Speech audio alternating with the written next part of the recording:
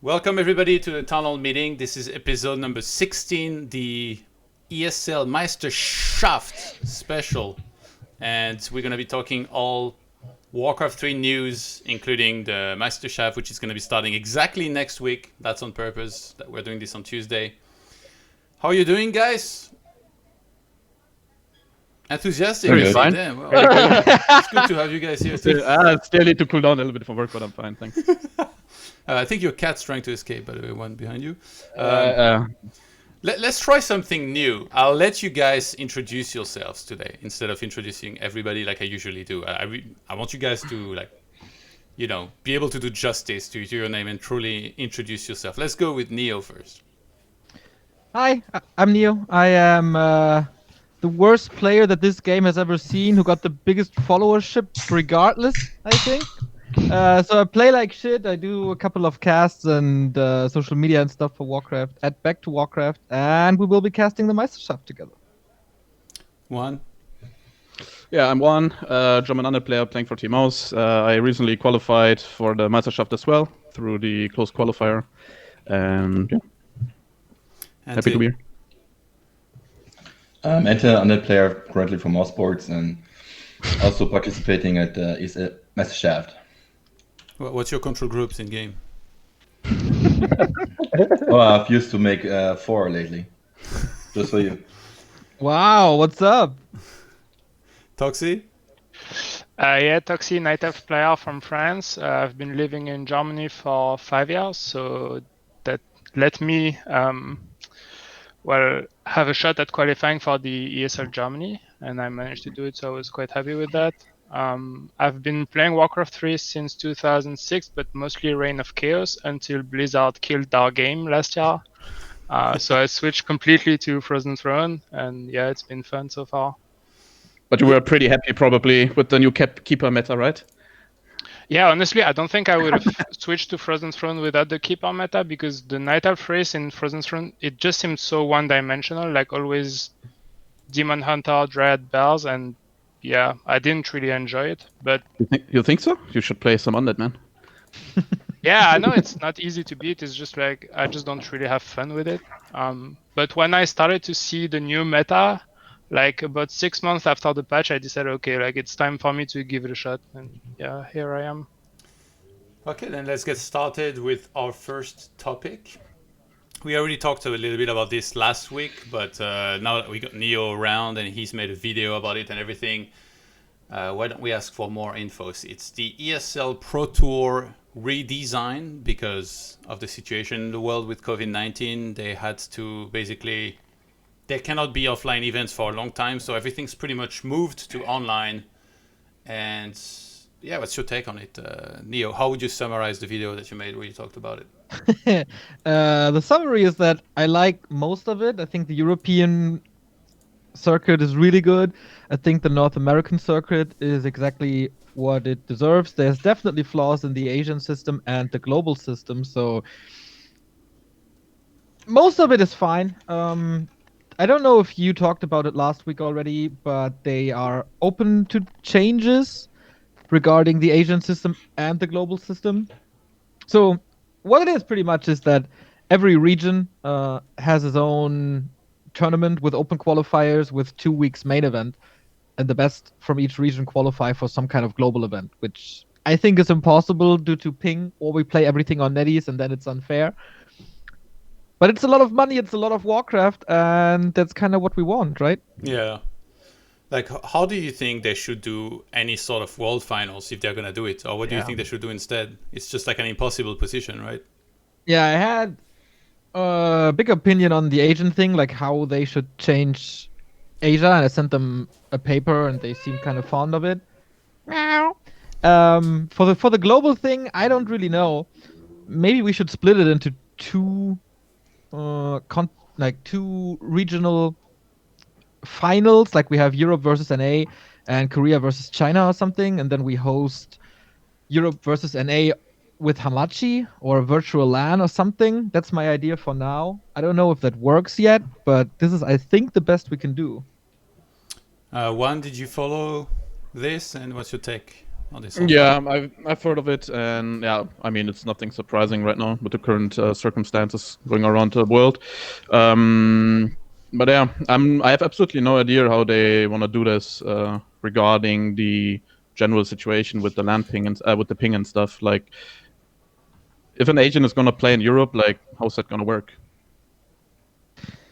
I think for the Koreans, it would be fine. Like, how hosting works would be kind of similar to G Arena back in the day. So you have a host in the middle of the two players, and you create a virtual LAN with these 3 people plus casters. In theory, that works. I didn't try it yet. But what about China? You can't do any competition with China without NetEase servers. That's the issue I have. Yeah, and the question is like, when will Blizzard actually regard something towards this problem with hotspots or the current situation with bots in general Ante? for these tournaments? Yeah, I didn't follow too much. Even I'm probably the only one that participates in it from all the players here. I just see the ranking, and I'm still in the top 16 right now, and top 16 gets invited, so I'm Gucci right now. It can be staying like this. I don't mind. Where can you see the ranking? I don't even know. On the ASAP Pro Tour side, on the Warcraft 3. Okay. That's the point ranking. Toxie? I just learned something that there is a ranking and you had to play in some other tournaments to get any points. No, I think it's really cool that they replaced the LANs with something. I mean, I was kind of afraid that we would be left with nothing. So just hearing that this is going to take place is really positive. And at least seeing that they are planning to resume the offline events in 2021 gives us something to look forward to, I think. Because, I mean, personally, I was really looking forward to the LANs because it was just going to be so much fun. I mean, I have no ambitions to do like really good or anything in there, but just like meeting everybody would have been a lot of fun. Yeah. So just the fact that they keep the support is already a positive thing, I think. Can you link me the rankings, Ante? I wanted to have a look and show them. I got it. Uh, So I'm super hyped for the finals. I think the original plan for the finals was something completely different. And having it in Katowice, I think, Todd, you can talk about how special that place is. It's pretty epic, yeah. It's like a giant stadium where like there's like thousands of people. And then usually like they put all of the grand finals on the last day. And they'll put like StarCraft before Counter-Strike. So we had like a field arena of like people waiting for Counter-Strike that get a chance to watch StarCraft. Of course, there's some people that were there also for StarCraft. But I think for Warcraft 3, it would be a good chance to get some good exposure. Sadly, the last Katowice was exactly when things started going south. And there was like at the day or like the night before, they said there is no live audience. So a lot of people had already traveled there and they couldn't watch. But hopefully for the next one, things are settled. We figured out ways to deal better with this pandemic. And hopefully, like offline events will resume in some sort of capacity, and then this could actually happen. I'm looking at the rankings. So this, I mean, the ranking is pretty much just the result from Anaheim, yeah, right? it's- Anaheim. On Anaheim, right? Yeah. Okay, good thing. I thought it was going to be the ESL Open Cups and somehow like, yeah, No, I think that's just for StarCraft and I see, Yeah. okay. Yeah, I thought the Open Cups were gonna affect the ESL Pro Tour as a whole, though, in some sort of way. I think they only do the Open Cups in Oceania and Europe, right? So it would be a little unfair for NA in Asia. Yeah. But like the system, is it already like really set? I didn't really go too much into details, but like for the ESL Pro Tour that's coming up, are they gonna use the rankings from the ESL Open Cups at all, or do you know? So I don't think so. I think the Open Cups are out. That's just a nice competition with a little money for happy. Yeah. So it's only about the online tournaments, and you can gather points there, and the top X of each region will qualify. I think it's 9 for Asia, 5 for Europe, something for America. I forgot. So there's going to be 12 qualifiers. I mean, does that mean 12 qualified players or 12 actual qualifiers? No, it's 9 qualifiers, right? So it's 3 per region. I mean, like I was talking specifically, for example, for Europe, it says 4 invites and 12 X qualifiers.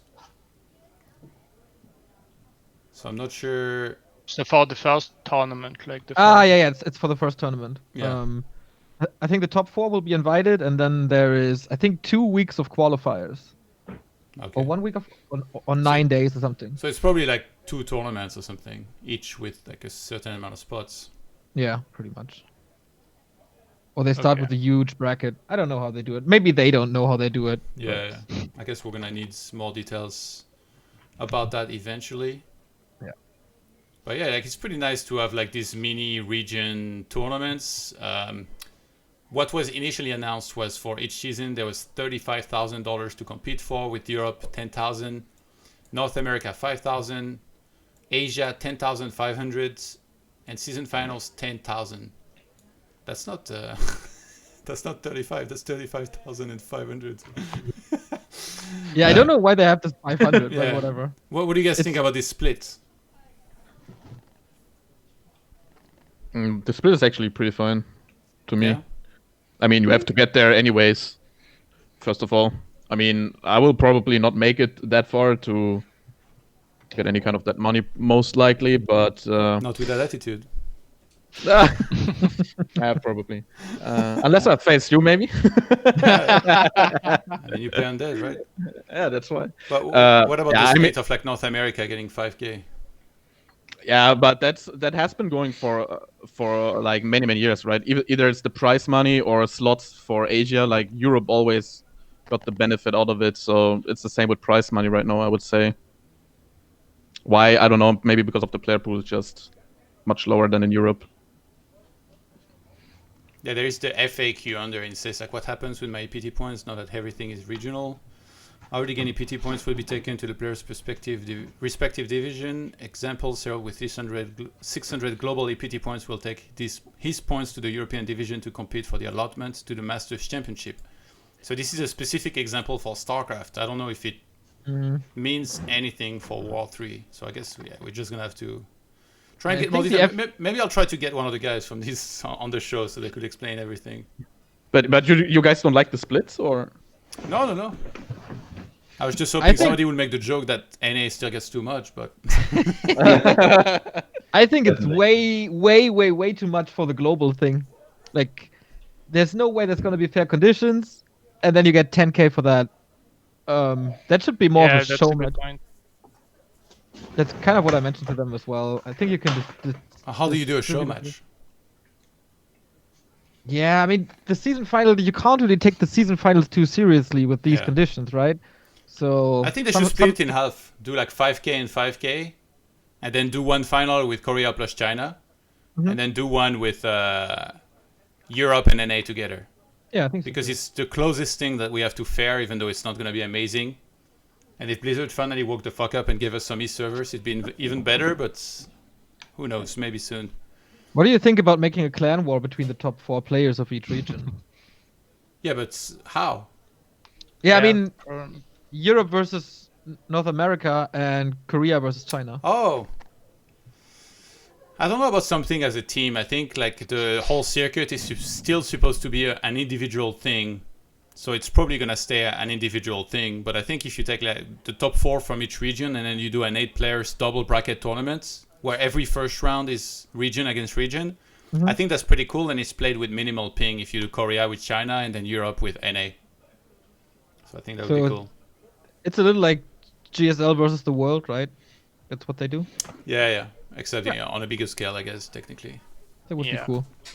But Europe against NA, if there is a lot of money on the line, it's like there's already a debate about the ping, because if you have to play from Berlin to Chicago with the ping in a game where there is like 3,000 euros on the line, like it's just so unfair for some of the players. Like especially if, like from, I don't know what the ping is from Moscow to Chicago. Let's imagine that someone from Moscow were to be in the finals, like against an orc, for example, from the US. Like, what about game 5 of the final, you know? Like, it's just, Yeah, Yeah, that's a good point. Yeah, that's for sure a big problem. I think we need to do more tests and figure out exactly what the pings are, and then. But yeah, we know that it's not very good. Obviously, even now, like in the tag team, it's 2-on-2. Like ping is supposed to matter a little bit less. It's more about like creeping and engagements and stuff. There was for sure some ping issues where like players were like, yeah, it's very hard to play like this, and like one team had to be like, okay, well, we'll just try like that, and because there was no other possible conditions. But yeah, we need East server at least. I keep repeating it, but we need it. Yeah, but even if you have East server, what if one of the finalists is from New York? Then you rotate. He's gonna have less ping on Europe. The fairest will probably be Europe and East than Europe again. And like, of course, he's gonna have less ping. Let's say if he plays against a Russian when we play on the East server, but overall, it's still what's gonna be the fairest. And people are gonna have way less ping than now when you play on like I don't even know what the exact server is. Like now, it's just straight garbage. Even NA players are lagging and stuff. Okay. Anybody wants to add anything about this? Ante, one, no? Okay. All right. I wonder what we could do to make the broadcast of this special. I think what WGL is doing with the cameras, with the webcams on the side, is pretty good already to kind of make it feel like, like you see the players and everything. Other than that, I don't know. Maybe some interviews, stuff like that. Do you think you can force Happy to use the cameras? Well, I mean, Happy only cares about money, so you can dangle these bills in front of him like a carrot. And he's going to be like, do you want 1080p on that or 4K? Good point. I don't need to force him. You just show him the money and he's going to sniff it. He's going to come for it immediately. Okay, maybe Happy was a bad example. What about Spyro? I mean, that's the thing though. If you organize a tournament for this much money, you can just make it a rule from the get-go and say like, I mean, that's what's happening with Meisterschaft anyway, right? Right. They say like, I guess people are gonna have to show their face. It's likely to have some sort of offline playoff, even though now it's kind of up in the air. So you can't just be like fully anonymous and like he's accepted to play. So I guess he's ready to show his face to the world. I think he found a way to get around this a little bit. So he probably doesn't have to make videos and stuff. Really? Like every other player does have to do. Yeah, so yours. He could just pay a friend of his to make the videos and the photos for him. I was telling him already for fun, like I will tell to the admin and stuff, so everyone has to be equal and stuff, and it's not be fair and stuff. And he was a little bit, oh no. But yeah, why would he not make videos? Like, how could they allow this? I don't know. We don't know yet. You haven't. Did you send your videos already and your profile pic and stuff? No. I sent my profile pics, yes, but not the video. Yeah, but no video. Yeah, because they messaged me that the deadline was pretty much over and that we should send that to them. And if there's like a reason why we are not doing it, then we should approach them and stuff like that. So. Yeah, because there was not much details given. I was like, I'm not sure what I should record and stuff. It's like really vague, and I didn't really get to it. Yeah. Yeah. I don't know. Like, to be honest, I think like I don't know. Like, videos is not super useful in my opinion to have like this, but they should have done the statements like they used to do in yeah, back then in yeah, right. Yeah, I think statements are fun. Like I would have played with them quite a bit. I think like I'm kind of in charge of the broadcast, right? So if you send me a 30-second video statement before each play day, we could show that. Yeah. You can do it with a phone. Like, no problem. Yeah, that's a good idea. Yeah. But the way they were asking for a video, I wasn't sure exactly like what they wanted and stuff, so I didn't get around to it. But I did send some pretty beautiful profile pictures. Reanimated has been asking about, will there be a chance to have English cast on Meisterschaft? So I've been meaning to ask you, Neo. We've already moved on the topic, by the way, kind of naturally. Why are you guys casting in German exactly? And do you know if there might be an English cast?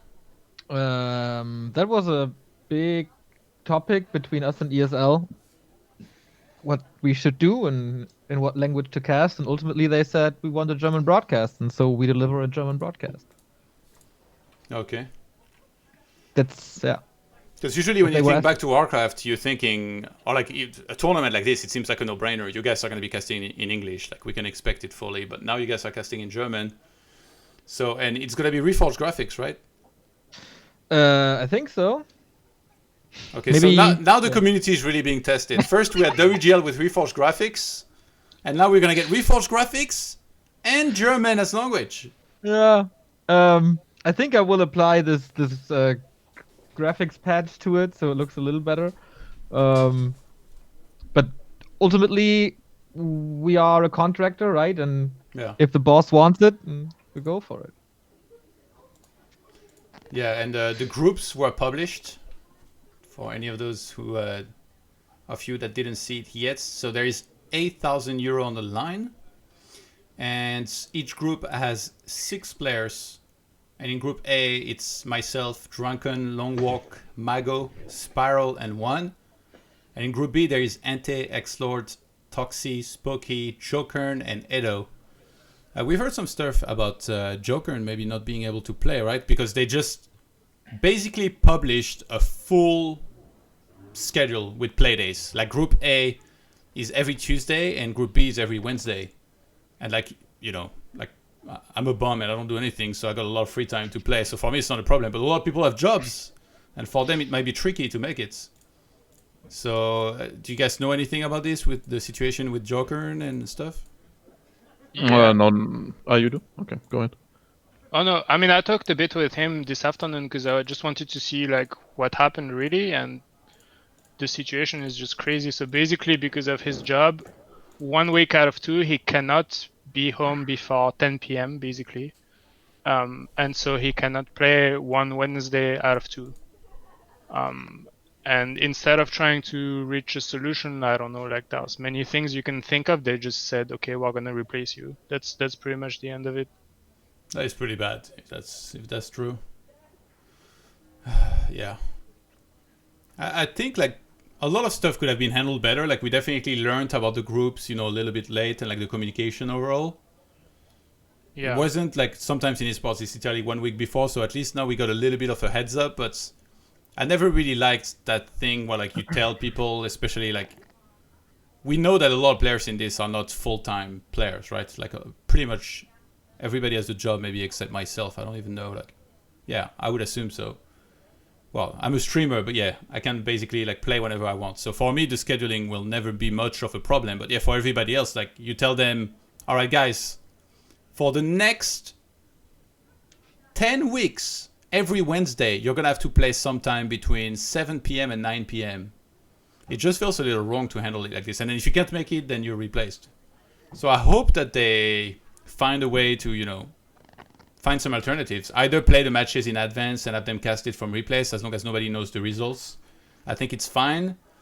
Of course, it's tricky to say like, oh, we're going to allow this every week for one guy, because then everybody else is going to be like, oh, I can't play then. Like, you know, and it's easier. They will want to play maybe when they feel better or whatever about the matchup or something, which in my case is never going to happen against Undead. But yeah, like it's tricky for sure. Like, what do you think about all this, Neo? I mean, it's supposed to be the most professional league, and I think I'm not sure, but they're casting CS:GO and Dota as well, right? So maybe their experiences with the other titles is that it's working out. Maybe they should have been a little more direct about it before the qualifiers. Or I think in the old German championship there was something like wildcards, and you could use them if you can't play on Tuesday or whatever. Yeah. So maybe something like that would be alright.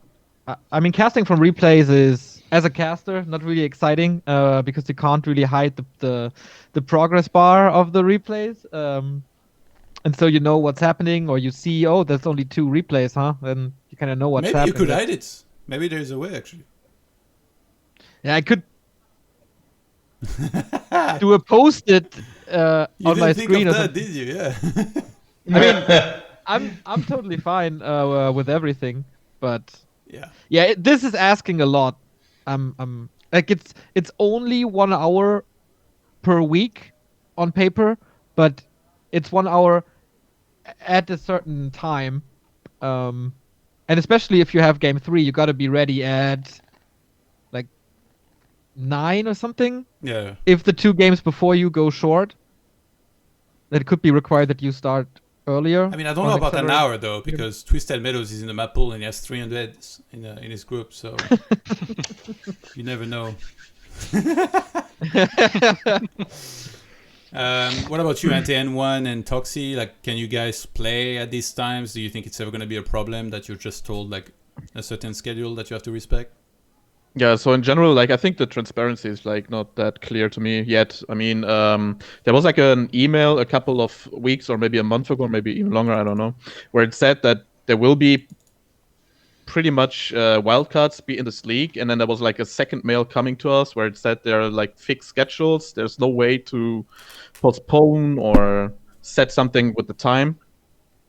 And yeah, well, with the first email, I thought it's pretty fine for me because I can at least get maybe 1 or 2 wildcards out there if shit is about to blow up, you know. But with the current situation, it's like pretty bad because sometimes I do have late shift and it's pretty tough for me to get home early before, let's say, 21:15 CT. So I have to somehow schedule around that and be lucky that I can maybe leave earlier. But if I can't, like, what's gonna happen? Like, will they wait for me? Will they not? Like, do they really want to accept the delay from time to time? What about the other players? Because I've heard that I'm not the only one who's currently facing these issues with the scheduling and stuff. Because Xlord told me that, or told us as well, that he's sometimes overloaded with work, even though, yeah, he can maybe fix it. I don't know what he's doing. But he said that he sometimes has to maybe give death losses as well if work is just going to be way too much for him. And also had to work around it to somehow make it possible to play at those times from time to time. I'm not sure about the others because I haven't heard from the others except for Joker today that he... Well, I'm not sure if it's official, but he doesn't seem to be in the group anymore. But it's like pretty sad. I mean, it's a pretty professional league, as Neo stated, and I was really, really looking forward to the league. I really tried my best through the qualifier, and it would be honestly like a really, really shame, and my motivation would probably sink to the lowest if I can't play this league. I have to be honest. So, like, what would you want ESL to handle this? Like, what could they do to make it better with like the scheduling? What do you suggest? Well, maybe replay cast. But like you said, if someone gets known of that, then there is a possibility that many players will probably abuse that fact so that they don't have to play. Let's say some people are comfy and they don't want to just play at like 21 CT. Yeah. So that's like maybe at least one of these options, playing with replay cast. I don't know, maybe shift the whole week in general, maybe 1 hour later so that you don't have to start at 16, but maybe at 17 or something, or 18. I don't know, like... The broadcast starts at 7, right? Yeah. Yeah, I don't know. Yeah, I'm pretty sure.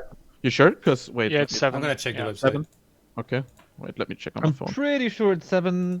Yeah, it's 7 because it's 7 for the French one, which is going 7:15. on. Like for example, Play Day 1, Tuesday, May 26th in 1 week. 7:15 is me against Drunken. 8:15 is Long Walk against Mago, and then 9:15 is 1 versus Spiral. Yeah, I mean, you can't say that every best of 3 will maybe take less than 1 hour. Maybe it will go longer. You never know, but you can't rely on that, you know. So it's tough to say. I mean, these things have been going for at least over like 5 years now, at least in the Europe scene, because most of us, as you said, many of us are over like 10 years in the scene already, and we all have grown up. We work, most of us at least, and I just can't leave my work there and just say I have to play a computer game, you know. It just doesn't work like that. I have to pay my bills and stuff, so I have to set priorities, and it's definitely not this one, unfortunately, even though I would love to. Mouseport is not paying your bills. Dude, we're living in freaking Germany. I was gonna make a joke that there's a lot of money on the line and that you should quit your job, but the prize pool split hasn't even been announced from what I can see. Yeah, that's like another thing. We're like 1 week from this tournament. Like, how is this possible? Yeah, if you check the Oceania league site for the Meisterschaft or whatever it was called there, you can actually see that they did get some extra money for, let's say, harvesting the most resources or most hero kills and stuff. What the fuck? What? Yeah, you didn't see it? You should check. Yeah, check the Wikipedia. You're At telling least me it was that like I a might week get ago. Score Novad even harder? Yeah, so if you, so if I kill Most your arcade, upgrades, like most every buildings. single game. That's so Okay, sick. keep our tier 1 exploiters every game. And the people actually got You like were a already huge gonna amount, do like that. additional. Yeah. Imagine playing a TM and just going for Shredder and just must mine so that you can get the most resources and get like additional $250 for that. What the hell? But is it like a race against your opponent or against everybody else? Because you could just agree with your opponent to play on TM, you both mine the whole map and you you take the whole prize money. And have like a 2-hour game like Spiral did. But I didn't know before. That was nice. I wonder if they do anything like for the German league actually. So same things we don't know right now about. Yeah. I would love to have some who upload the most pictures because then we all know Spiral's gonna lose this one. But yeah, we will see if there's something in Germany coming up. What about you, Ante, scheduling wise? Do you think you're gonna be fine?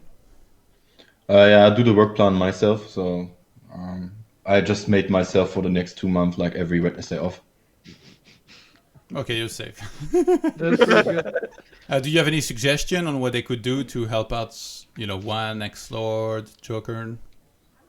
Yeah, like I was talking in Discord to one of the guys there, and I was telling them already like it cannot be true that there's like a fixed date and daytime without even asking anyone or like even asking for anyone's situation, and just making like you have to be there or it's over. And everyone was like, "What? Come on, like." We guys have all work and stuff, and then Dave was like, "All right, we talk about this." And after after like 1 week or something, they came up with, yeah, we sorry, there's nothing we can really do and stuff. And I think this is like really unprofessional because they should know that we are not 20 anymore. We're not going to school, and I think there should be a little bit of adjustment to the player side, and not just making a fixed time and set it on and then be there or do that. Yeah, but how? Be flexible. Like speak with the players, tell about the situation. So okay, when there's like a general thing, like most people will have off at the evening at some point after the work. So I think they should have asked before that on the time in general when everyone is finishing the work, and then maybe after this information make a plan about what time they should start and have the games with. But it's working in France, right? They have it on, what is it? What weekday is it? It's tonight, so it's every Tuesday. Yeah, and it's also 7 weeks. And as far as I Well, know, one there's player dropped out. Actually. one player dropped. Yeah. Actually, he was doing well even in that. He had like a Yeah, decent score. even with 0-2 every week since he dropped out, I think he might have ended up 4th actually. So sick. Yeah, so it's honestly, I don't believe in something like that where you just tell people that like you just have to play at this time, and then I think it's like pretty lame for somebody that qualified to learn about this later on. So I hope that they find some sort of flexibility in there. But like Ante was giving me like the worst answer possible. He's like, yeah, just be flexible. What do you mean be flexible? It's like, how are you gonna solve this conflict in part of the world? It's like, yeah, just make love, not war. Like that doesn't help anything. We need like a precise idea, Ante. Like I said, replaycast might be one of the ways. I don't even think like moving the playdates necessarily. Like imagine if they move the playdates now and then Ante has booked every Wednesday off for like the next few months for nothing. Right now it's too late anyway. So if you have any idea right now, it's too late anyway, right? So the idea should have been before. Like what I thought about is the situation. They should have asked every player before. And right now it's too late anyway. So there's no idea I can bring in to fix this situation here. Toxie, what about you? So for me, with the current Corona situation, I don't have any duties at the university, so I'm really flexible with my time. Like I'm happy to be moved around in the schedule. Like I work from home anyway, so that's good for me.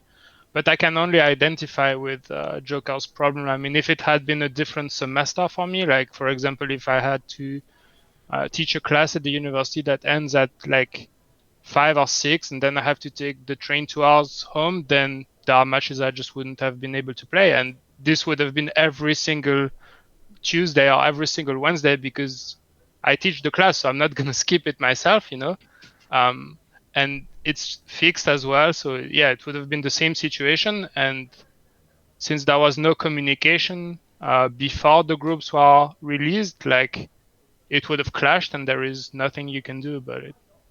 So one of the things I would have liked is that they should have asked beforehand if anybody had preferences between Tuesdays and Wednesdays. That would have maybe helped a couple of people. I don't know. The other solution I could see, but it seems too late now to do this kind of thing, is I don't understand why it has to start at 7. I mean, for me, Twitch prime time starts at like 8:30. That's when people have time, and it can go on quite late. Like you can stay watching streams until 11 rather easily, right? So I think this would have fixed some of the problems because most people would have been back from work at such times. But at 7, it's quite early for a lot of people, like myself included. It's not a given that you're home ready to play at 7, on a weekday. Like, yeah. I think Neo, you made a tweet about Meisterschaft a while back, right? Wasn't it? Possibly, yeah. What did I ask?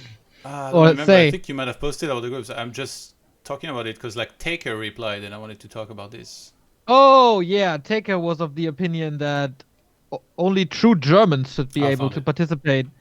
Yeah, which as a German is a pretty dangerous opinion to share. But yeah, especially when your name is Heil. Oh my god.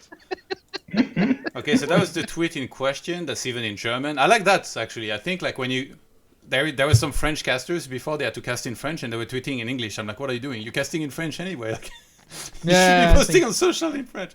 Anyway, so you posted the groups, made this tweet in German. Die ESL Germany hat die Gruppen der ESL Meisterschaft veröffentlicht. Are you guys impressed yet? Wonderful, man. Yeah. Don't ask me to translate. So Taker tweeted, I would prefer to have a German EPS with only people from basically it's Deutschland, Austria, and then Switzerland's region and have it based on nationality rather than current residence. So I was like, why? And he said it would represent the German player base better. I would have liked to play for fun as well, but it ain't a big deal. Well, apparently it is. You tweeted. But if, let's say, a Spiral would move due to his job and couldn't play, it would be a shame not to see him compete with the other German players. So I told him it seems fair game that anyone living here could participate. It was already the case in 2005 when Zakar was playing in the EPS. Or did you also think he shouldn't be allowed to participate? And he replied, yes, I know it was the same back then, and I think he should have played in the EPS Korea ideally. We did not have that back then, though. Having 15 Germans and 1 Korean back then seemed off to me as well. I don't know what the fuck he's talking about. Like in StarCraft, we had like at some point we had the circuit called WCS, and it was like WCS America and WCS Europe. They allowed anybody to enter, meaning that Koreans, being much better than everybody, a bunch of them, they would qualify and they would play the round of 32 online, and they would win because round of 32 was not that tough for them. So even with the ping, they still could get through.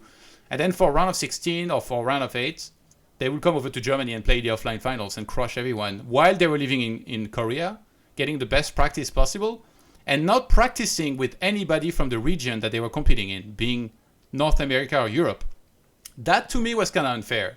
In this case, everybody that's playing in the EPS ESL Meisterschaft lives in Germany. So we're literally all practicing on the same ladder, technically, when we're all playing on NetEase. So we're all making each other better, like learning from one another, also studying each other and stuff.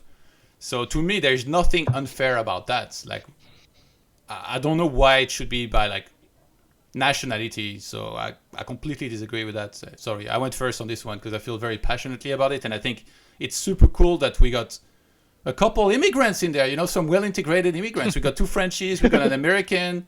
I think it's pretty cool. What do you guys think? One.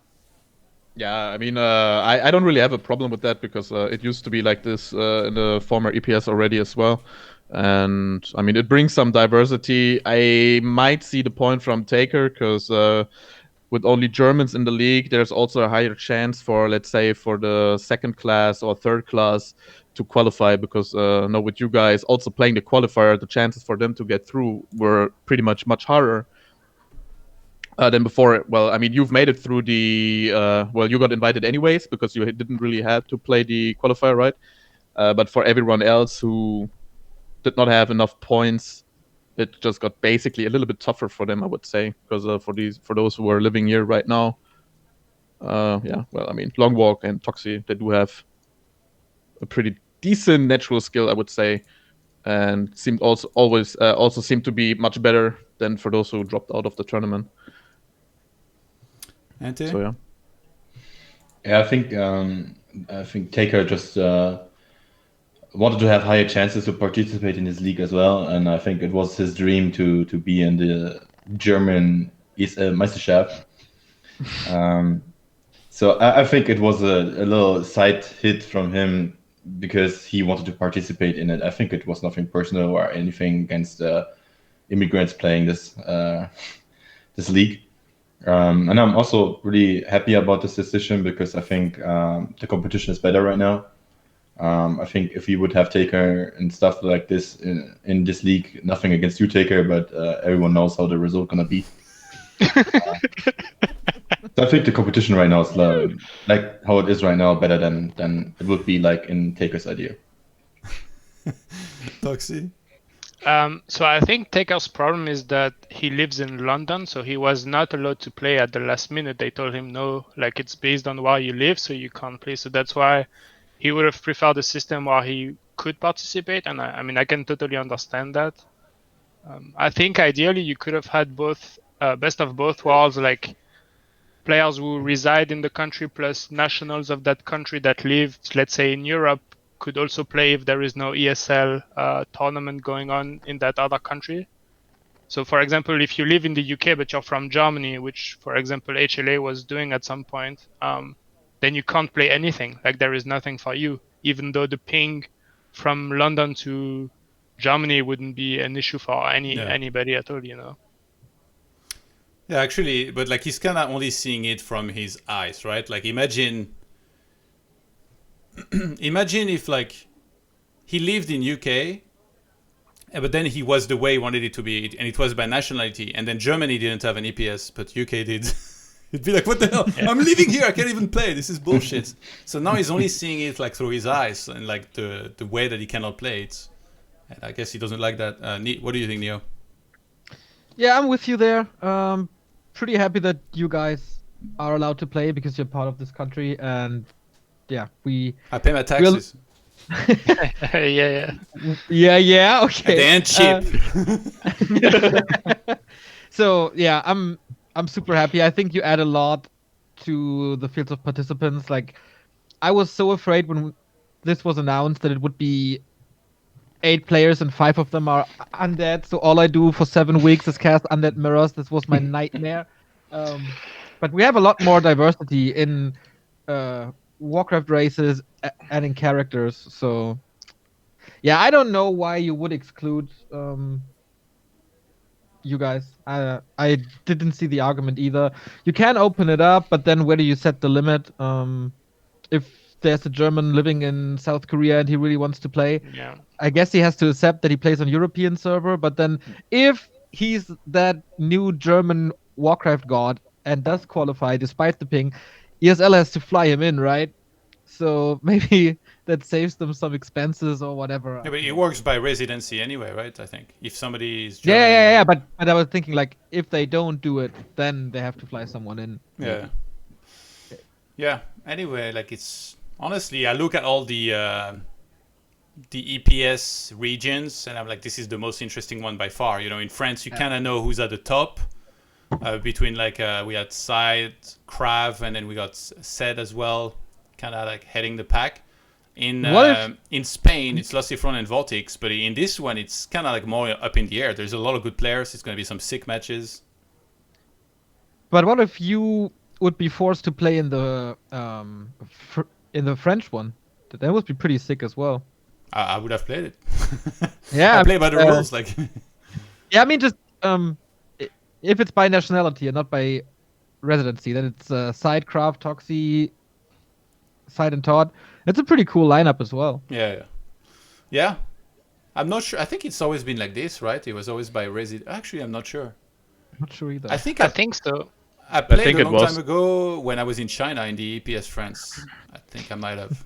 I think it was because Sakat used to live here in Germany as well for a while, and then he participated in EPS as well. Yeah. Didn't the Muslim play for the German one as well? I might be wrong on that. Or maybe he thought of moving to Germany. Oh yeah, that was in StarCraft, no? Or I don't even. Well, at least not in I Warcraft don't 3. know. Might be I wrong. don't remember him being in the EPS. I might be wrong. Yeah. I want to ask you guys about the groups. So one. Sorry. He's laughing.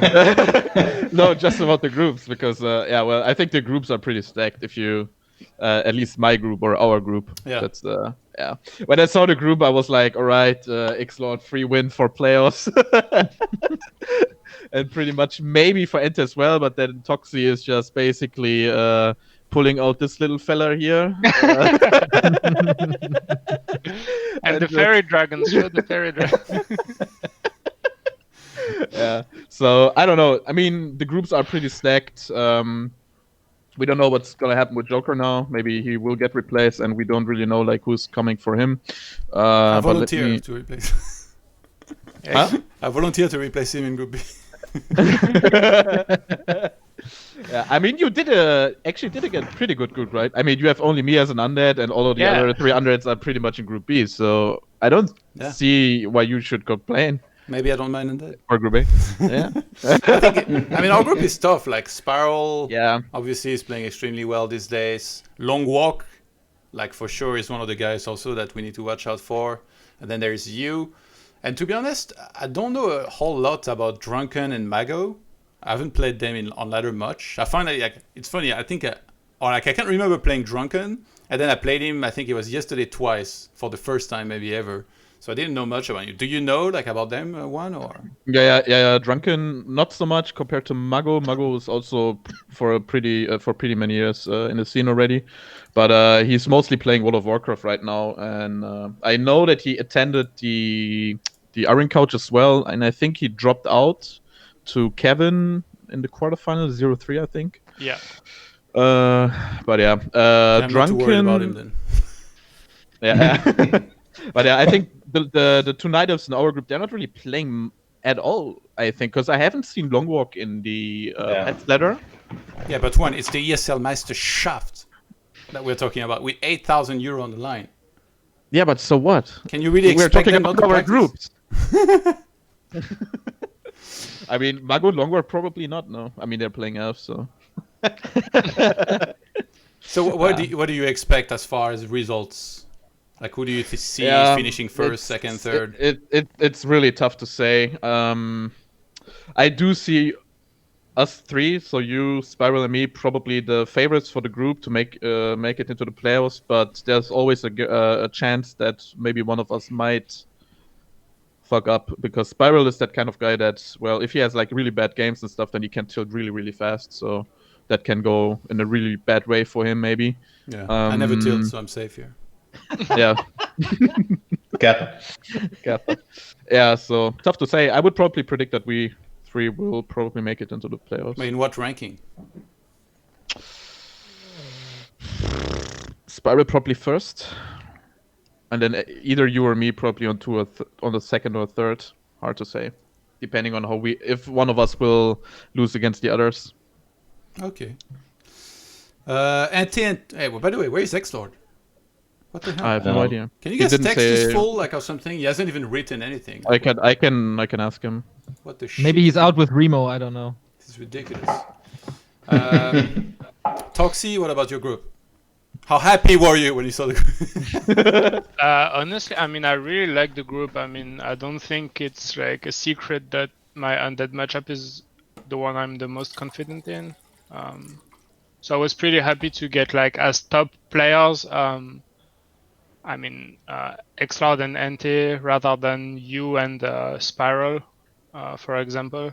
Like it gives me a chance to take a map here and there.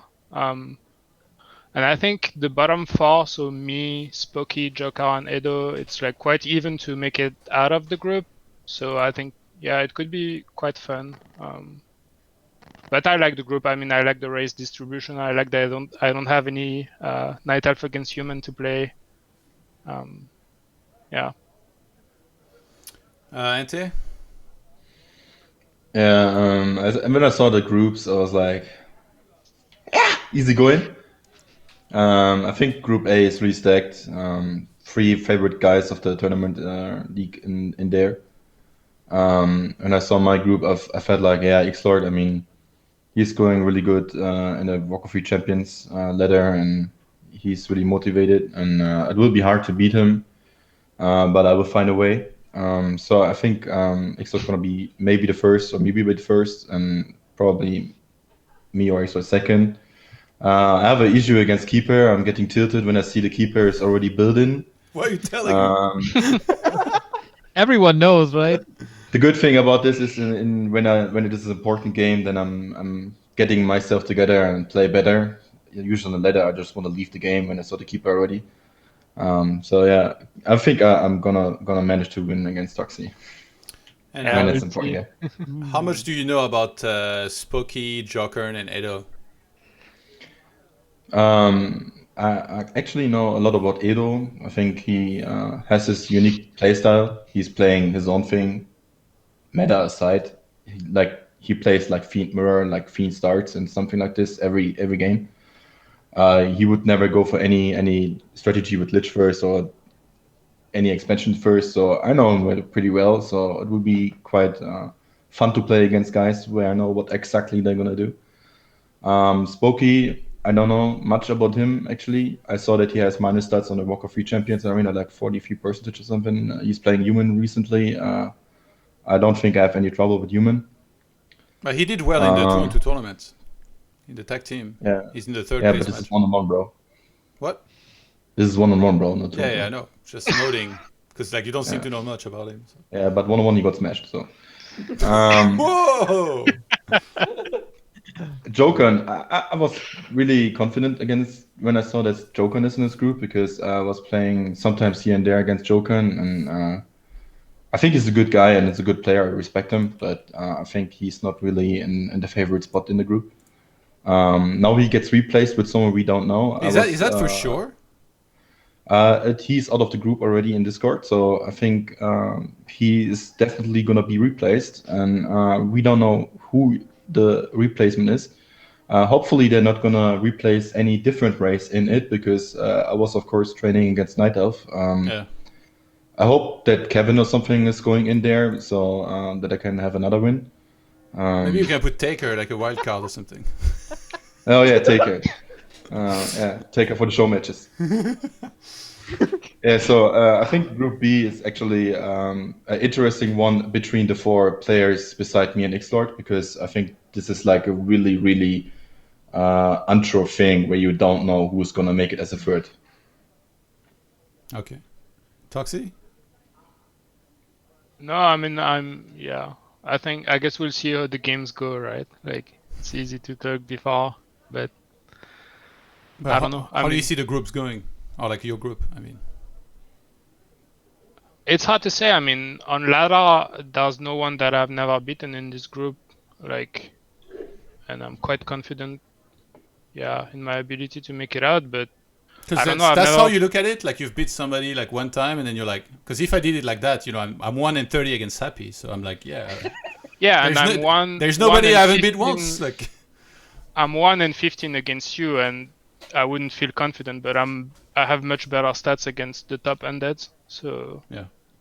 We'll see how it goes. Neo? I think you're underestimating Long Walk for sure. Who? He's doing pretty well in W3IL. Who? Are you talking about What? me? Who? All of you. I didn't say anything about Long Walk. What the No, but I think he's up there. Like, he's not to be underestimated for sure. Dude, show me the ladder stats of Long Walk. Fuck ladder. He's not He's playing. not training. How many times did you tell me, oh, I beat Happy on ladder, I beat Happy on ladder? Yeah. And then But he's not training. Like I don't Long Walk know, is man. not playing. I think he can cause some upsets. And I'm also pretty sure that Spooky is not playing human against you, Ente. I think he played Orc against me one time. I think it was even shorter game than his human. Oh, How does okay. it work for the race changes? Like if you want to change? No idea. I guess you have to announce maybe before the series, or do you have to keep for the whole tournament, whichever race You you pick? probably have to announce before the game. Yeah, I think so you that can that play would be the multiple normal thing races. to do. Yeah. By the way, I haven't said anything about Long Walk. This is highly uncalled for, Neo. What the hell? But anyway, what? That's it. All of you. Yeah, like Not- that not- includes me. What the fuck? Yeah, it does include you, but yeah, you're only talking about yourself as always and Spiral and Juan, not about Long Walk. I didn't think talk he about has- the group. Well, why not? Then you should mention Long Walk like right now. No, you know what? Now that you've done this, whatever. You keep going. Like, So he defeated Lil DC and TG Dubs, so definitely not to be underestimated. Spooky is kind of my dark horse to cause an upset. I'm not saying that he makes top 3 or something, but if he's serious about this, then he could cause a surprise as well. all right. Okay. Well, guys, if you're watching this show or listening to this podcast, Group A is going to be playing every Tuesday, starting next week. So the first play day. Oh my god, let's just misclick. The first play day in Group A is going to be the opening match, me against Drunken at 7:15 p.m. So that's next week again, which will be the 26th. And Long Walk against Mago, so Night Elf, and then 1 versus Spiral, Orc versus Undead. And then Group B will be every Wednesday.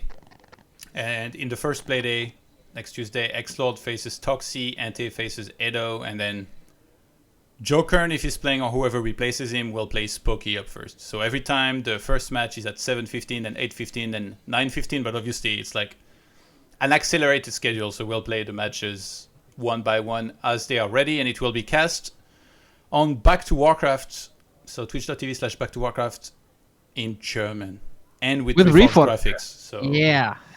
yeah, But I can't have fun say watching that the grubby broadcast- reruns, basically.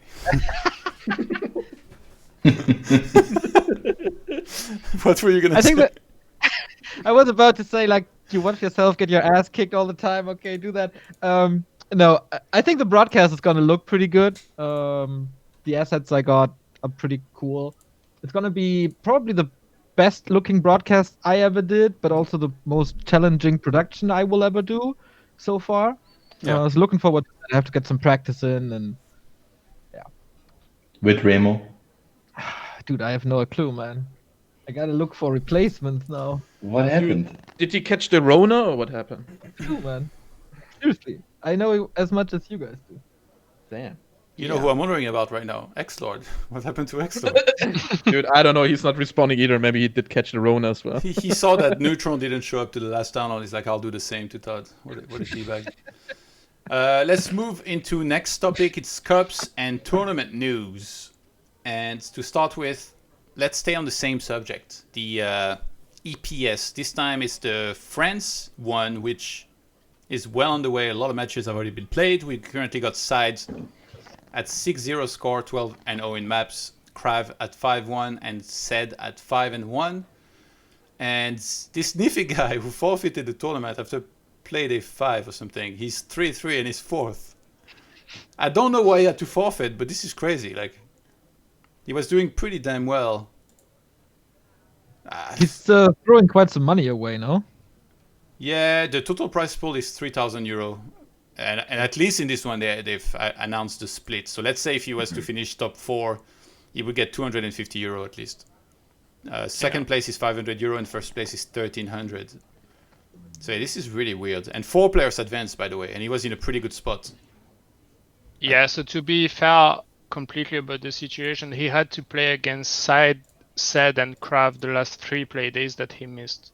Oh, okay. So it's not like he had a really high chance to get one more best of 3 win, but at least one map I think would go a long way towards qualification. Yeah. Yeah, I mean, I don't even know. I tried to ask about it, but I don't know what happened there. So yeah, that's... Yeah, I mean, I can tell you some more if you want. Yeah, sure. Because we're all on the France clan, so we're all part of the same team. So basically, I mean, the details exactly, I don't know, but he just switched to playing League of Legends again. And I don't know, he's had problems before. Like, he's quite a weak player mentally. Like, if he loses a pretty bad ladder game, for example, it will tilt him not just for the rest of the session, but for like a week or something. And it could have been that he saw he was gonna come up against Side and Sed and Krav and be like, okay, I'm gonna look really bad, gonna lose, because he's not confident at all in his own abilities. And he just like checked out mentally, and I don't know. So for sure he's not gonna play now, right? Like he's already put. Yeah, for sure. Yeah. Yeah, that's a shame. I guess more opportunity for the other players that are gonna try to make it in there. Now Kleenex is in 5th place, and we have Cornox slightly behind as well. Maybe these guys can make it. Somebody in the chat says sounds like Todd. I resent that. I get tilted for like 3-4 days, not a week. Let's go to the next one. ESL Pro Series Spain. Big surprise, guys. Lucifron Vortex in the finals. Lucifron was up 2-0, and Vortex got the reverse sweep and won 3-2. Honestly, I haven't heard about the broadcast for this one. I don't even know if it was broadcast at all. Like the Oceania, we know, but yeah, in The Spanish. ESL, the broadcasters. well, who cast it? It was in Spanish. Oh, It was okay. in Spanish. So they only do like the regional language. Okay. Yeah. Did you guys catch any of it, or? Not really, because you didn't really get to know about it anyways. Well, I mean, it was pretty hard to catch it.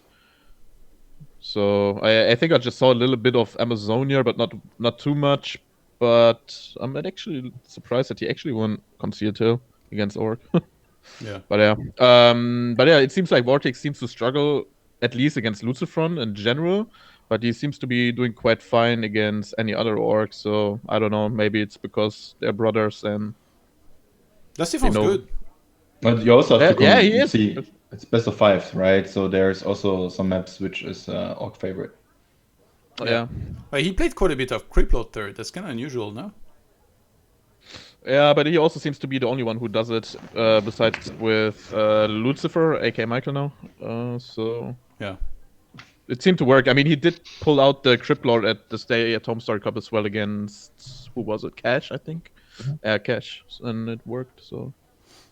Neo, did you get to catch any of this? No, I was just quite surprised in the group stage that Lucifer beat him there once. I was casting, I think, back to Warcraft Cup when this was happening, so this might be one of the very few tournaments I didn't catch. No. Yeah. All right. The Warcraft 3 Team Goal League 2020 summer season. That's you, Neo. What has been happening this one? Dude, the most important thing that everyone needs to be aware of is that UMAD, that is the team that Todd is playing on, if you guys don't know. What about them? They have a little streak going on. Yeah. No, they started quite well into the tournament, and then they went 0-15. 0. What's That's happening there, Todd? and 15. 1-5. 15. Yeah, it's 15 losses in a row. That's crazy, man. Yeah, They're how doing does so that happen, bad. Todd? I don't know. It's the ping. They must be bad. They must be really bad at this game. This is I weird. don't even know these guys. I mean, that's what you get when you compete with the Asian, right? And they're gonna play against CLL, the rank 1 team, as the last. So, guys, You get looking on forward to Twitter. play against 120 already? Get on Twitter. Start talking about this match. Hashtag 018.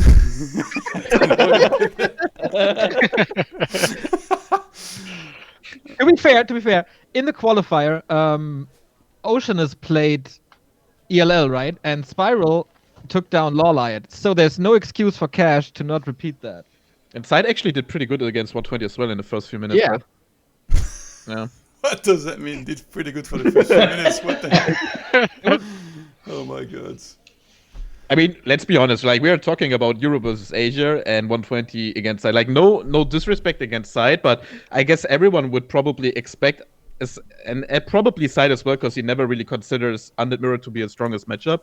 But the first 10 minutes, it really looked like that he can close out the game and actually win. So, with you guys like saying that the ping is like really bad and stuff like that, it definitely a surprise that he did so well in the first minute. That's what I mean. Yeah. To be honest, like for me, this tournament has been like pretty hype and stuff. Like not so much playing it, but like following it, because you get to see like all the best players in the world or close to it are playing every week, and then you get to see like the current strategies and stuff that they want to use, how well they're playing.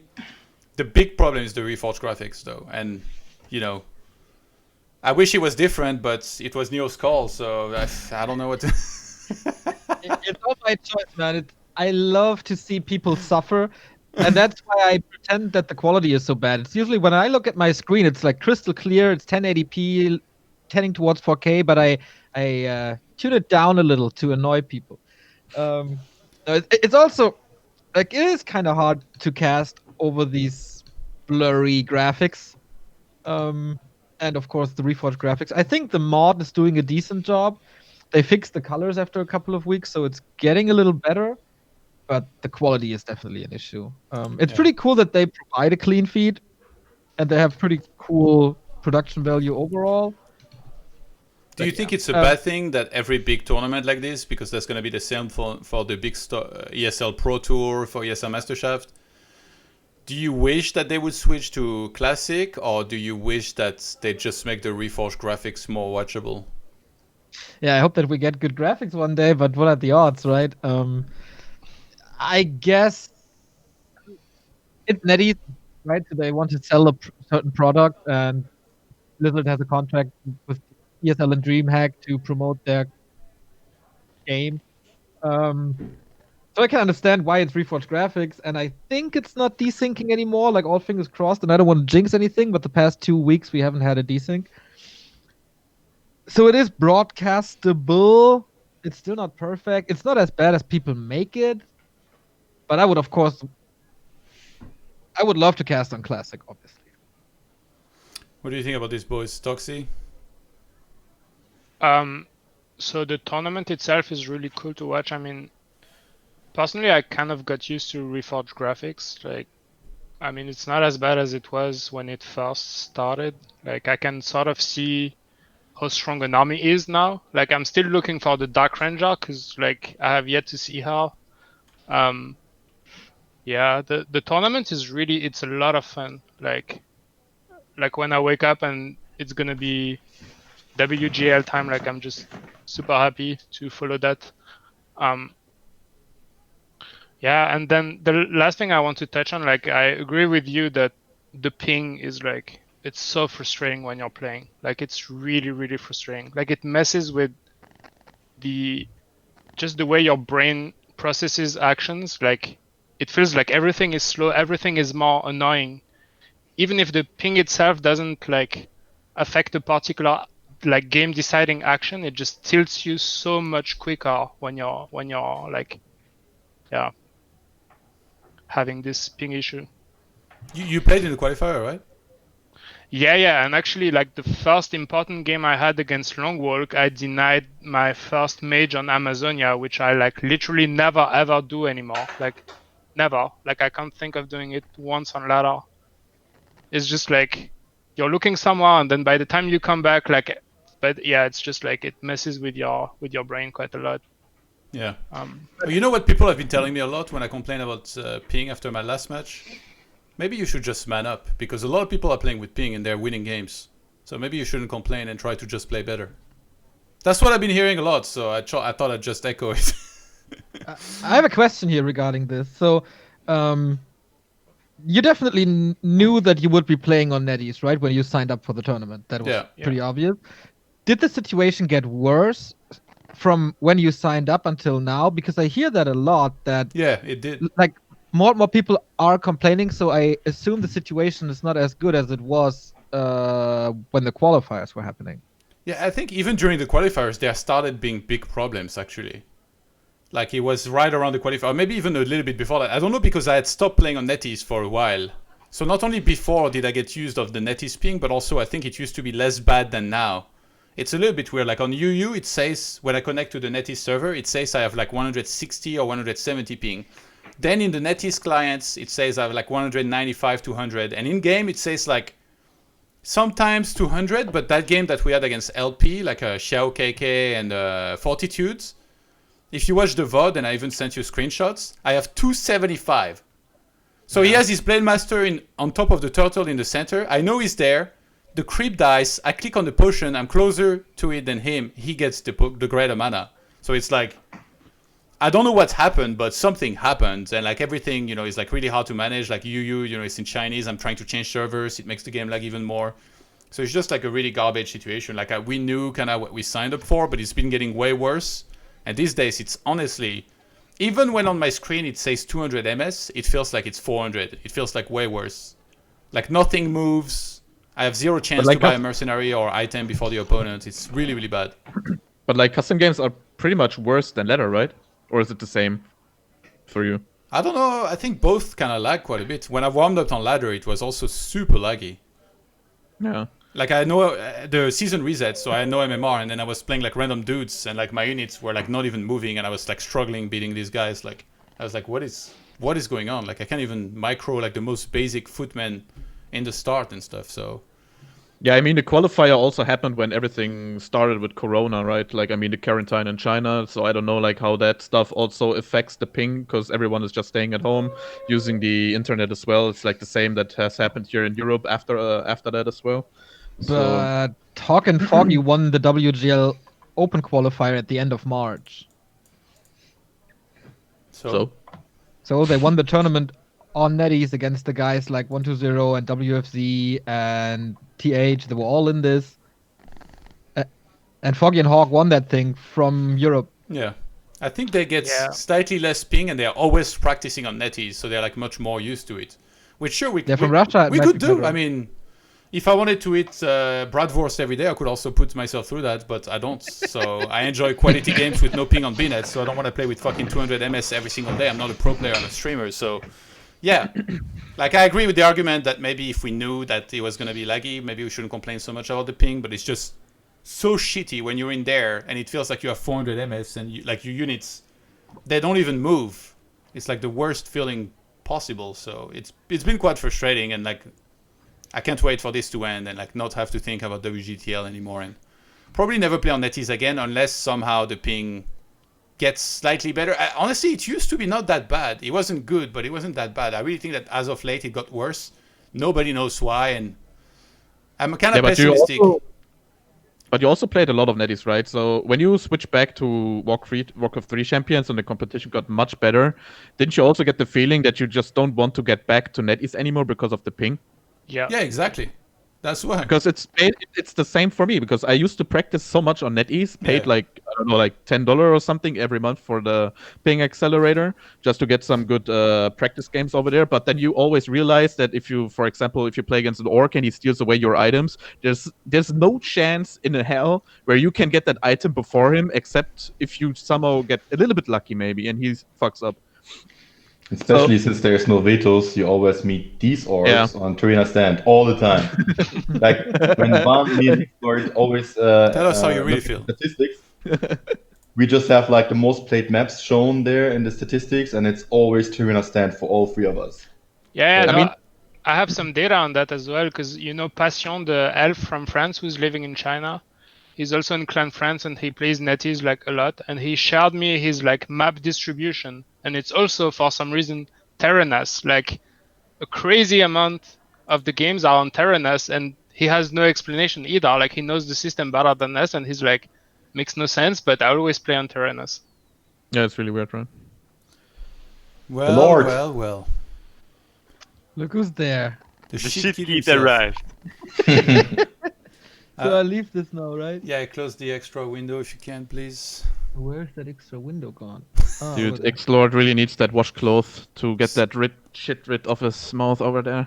So that's an hour and a half late, X-Lord. Do you have any? Do you want to share a reason of why you're late? Yeah, due to work. Actually, I'm still working now while we're talking. So In the dark? in the dark, yeah. Did you get to listen to anything or?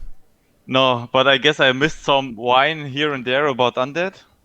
No, actually, we haven't gotten to that part yet. Don't worry. Okay. Yeah. No, I could not listen to it. Okay, one sec. I need to adjust the positions. So while you adjust, I have a question.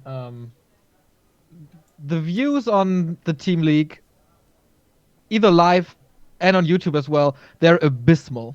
They're so bad. We barely get 2K live viewers, and I can stream anything these days and I get 2K viewers, right? And on YouTube, nobody clicks them. It's pretty ridiculous. Like a Back to Warcraft Cup quarterfinal gets more views than Rogue Warriors versus LP or something. Yeah. Why do you think that is? And the quarterfinals is really bottom barrel of the quality as well. It's like me against Kiwikeki or something. It's like really terrible Yeah. games.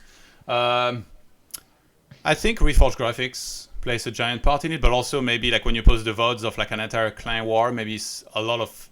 I think there is a lot of casual that like people that watch YouTube. It means they probably didn't watch the live, so they'll just see LP against RW. They're like, who the fuck is LP and RW? So then they don't even click and they don't even know that Infi and like TH and Fly on the same team and stuff. So it's probably like all of these factors together. But number one, I'd say Reforged graphics. Like honestly, so many times I was hyped up at WGL and then I started watching. I'm like, all right, I'm just gonna go play because this is, it's hard to watch, And again, like we know that you made this choice for everybody, Neo, but no.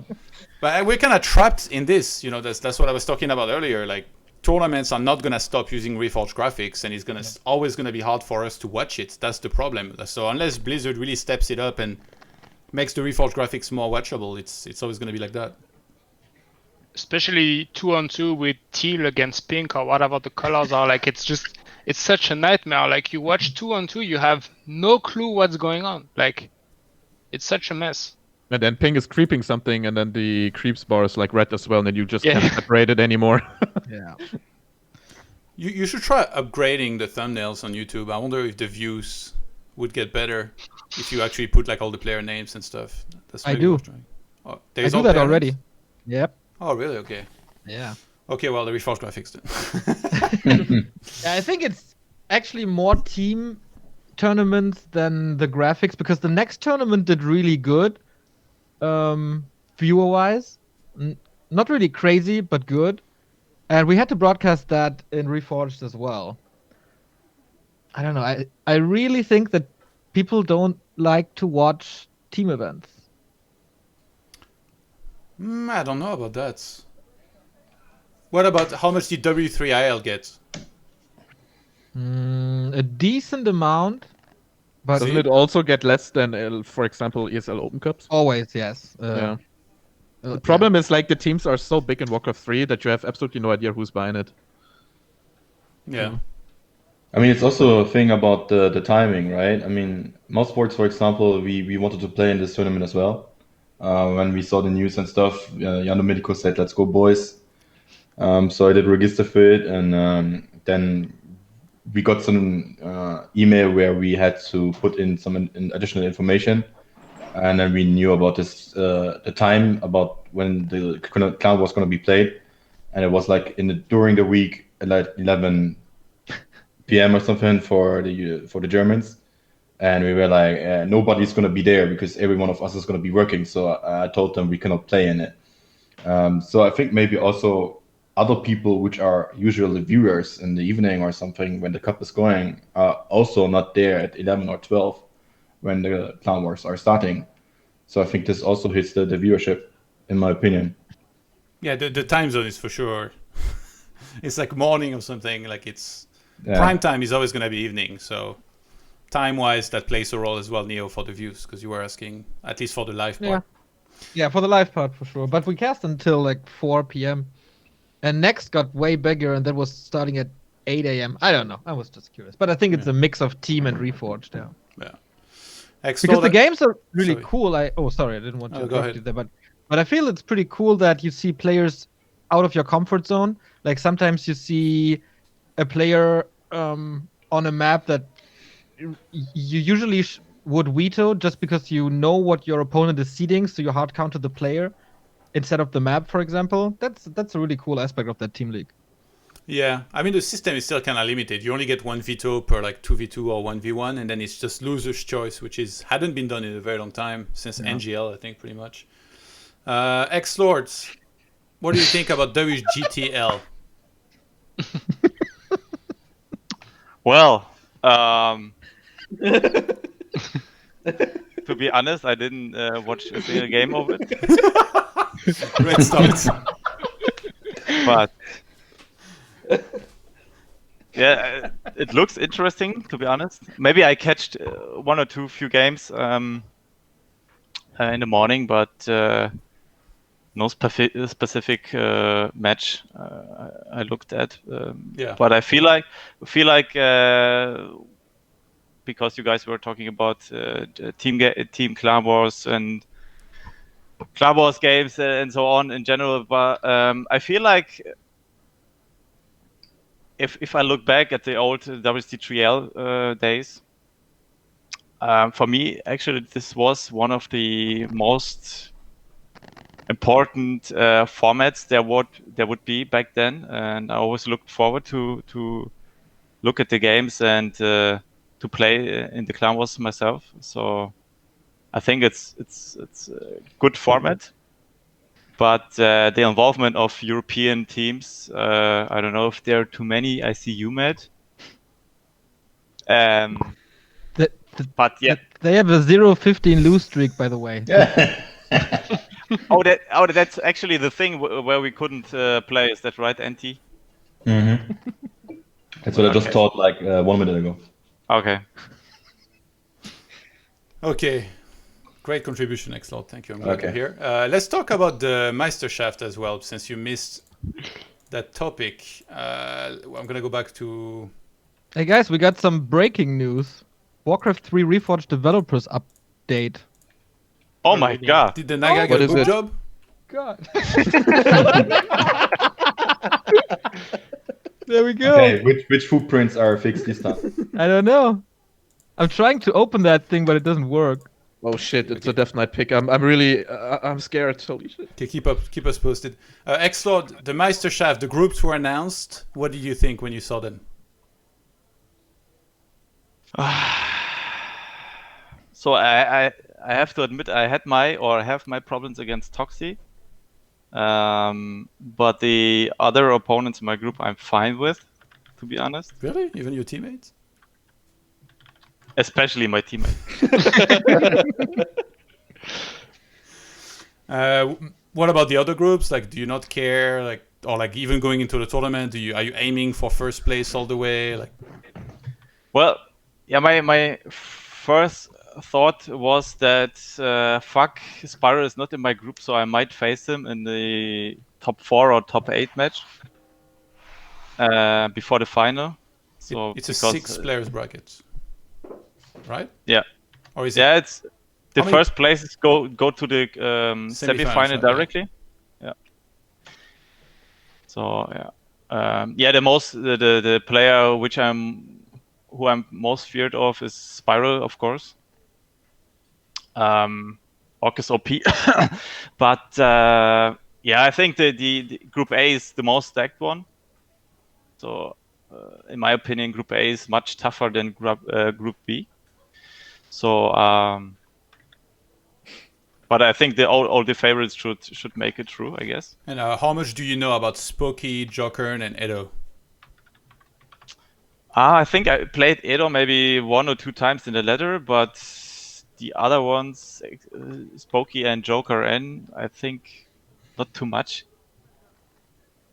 Maybe not at all. Yeah. How many EPS have you won before? 3. How many has Aziops won? 3. Isn't it 4? No, he won 3. Okay.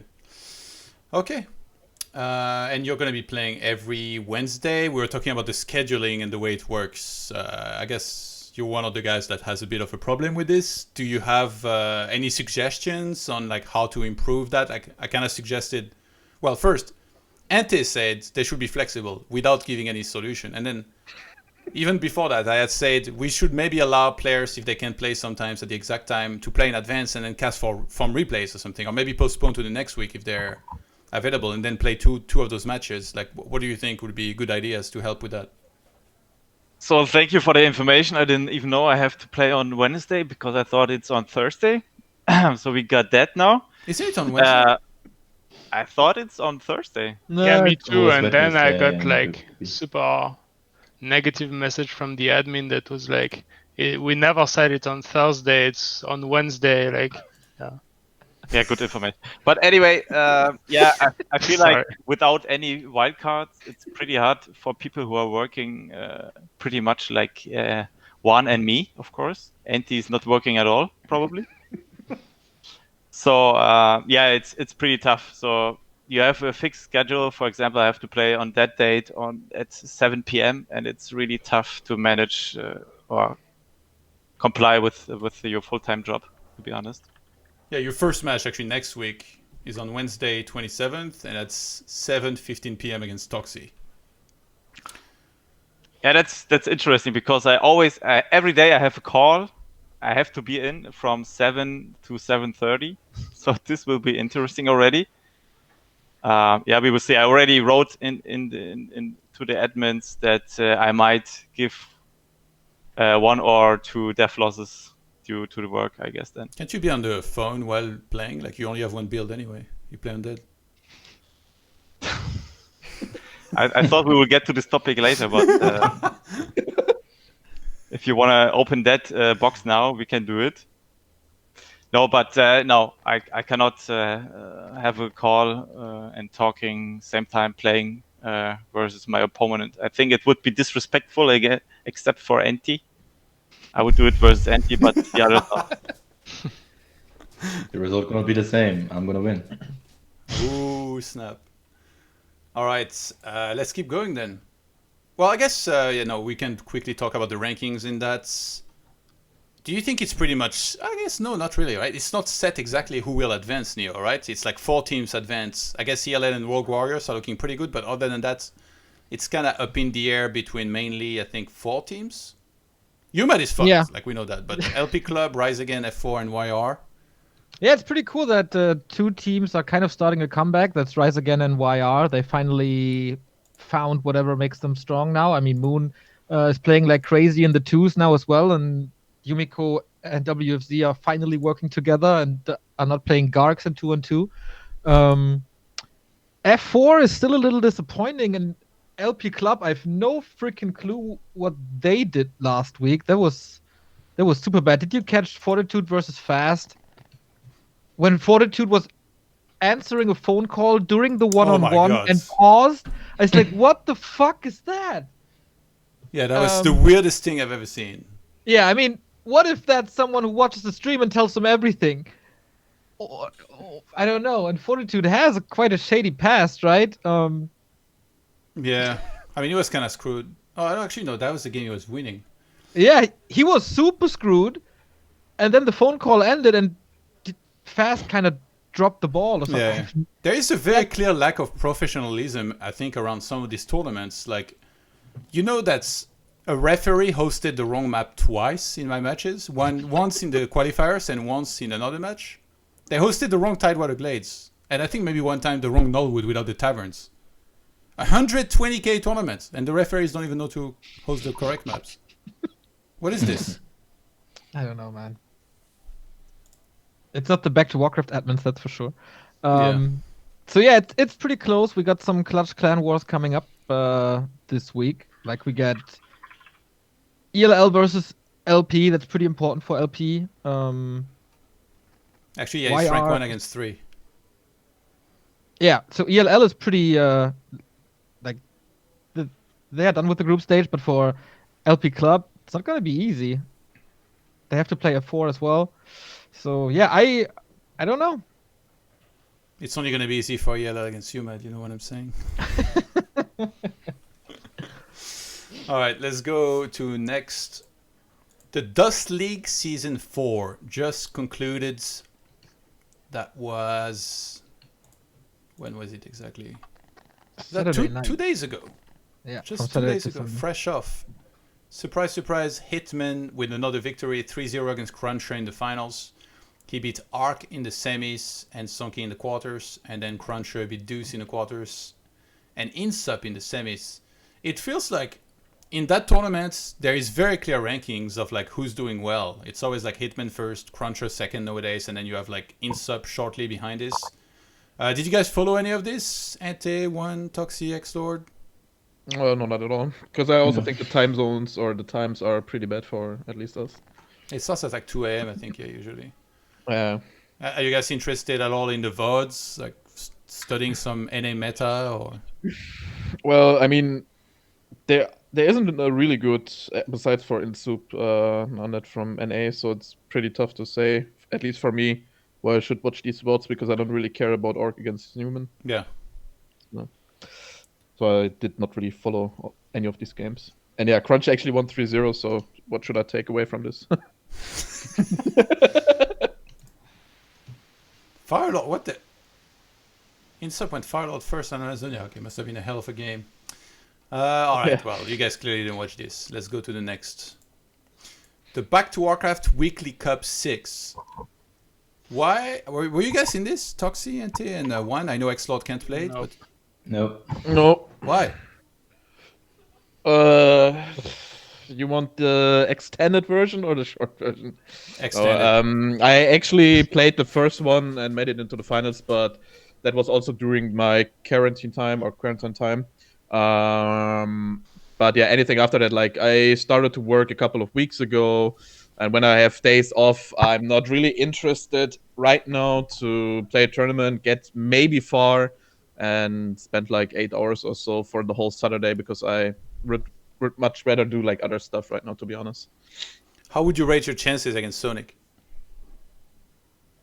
Well, the past not as good as probably now because I've been spending much more time in the ladder and also analyzing my games, and yeah, I do have a really bad history against him in the last cups, but I think if I would face him now, I don't really see myself losing against him. Then what the fuck are you not playing? There's $75 with your name on it. I just told you. God damn it. Go and collect that money. Ante, what's your excuse? Yeah, as Juan said, other stuff is going. Like we are also at work at this time when this starts. On Saturday? Me, for example. Yeah, I'm working on Saturdays.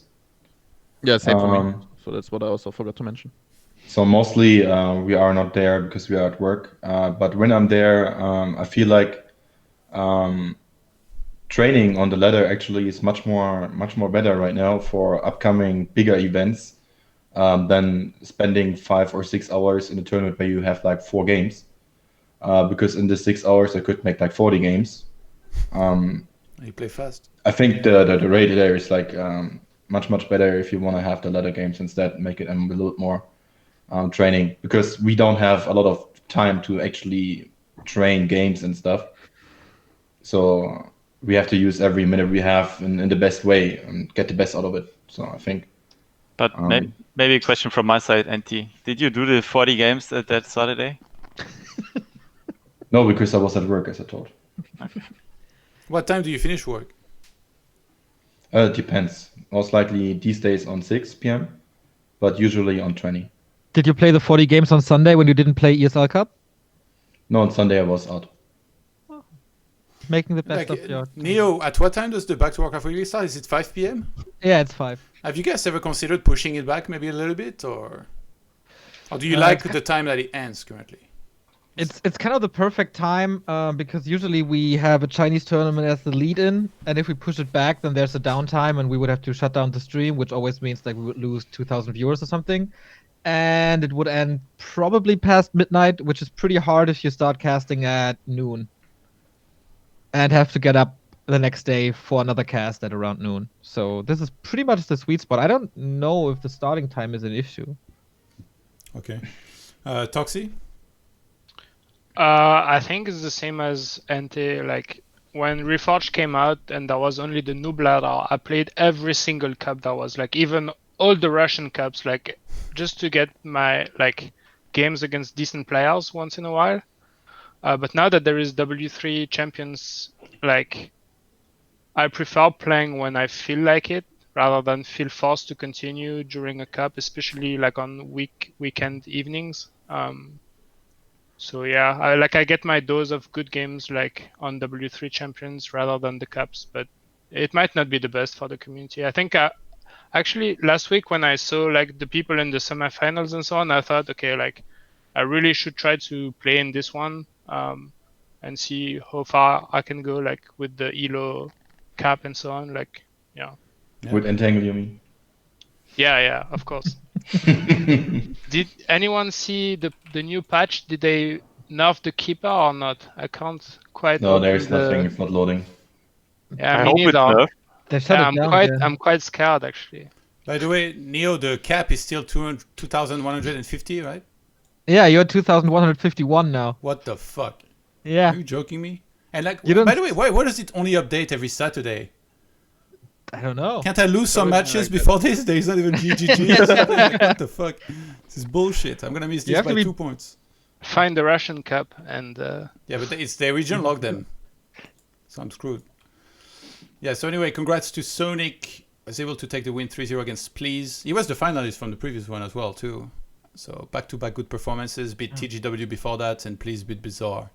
From a tournament organizer perspective, it's kind of disheartening to see that it's like barely a grid of 64. When, I don't know, a month or two ago we were close to 200. And at the Rising Star, everyone said, oh, it's just another Happy Cup that we have every Sunday. And then we changed it to make it appealing also to the tier 2 scene in Europe, because there were a lot of complaints like, oh, I don't feel motivated in this cup because Happy is going to win anyway. And now you don't have the top 6, I guess, in Europe. They are excluded, and still so many people are not playing. And sometimes I wonder, like, why am I doing this? Of course, it's good content for us because the games are, except this edition, quite crazy. Yeah. This time was kind of tame, I would say. But yeah, it is disheartening to see only 60 players signing up for this. Yeah, I think missing it for work is obviously a good reason. I agree also a little bit on the pacing, and this is something that I've been talking about. I feel like too many players in these tournaments, they're taking their sweet time. They're taking, I don't know, coffee break, smoke break, whatever. Like it's happened. I always play my match as soon as possible, and it happened so many times that I was ready for like a quarterfinals, and the guys that I have to play, they're like 2 matches behind. And it's just the worst, especially as a streamer. I'm just sitting there like hating life. I have nothing to do.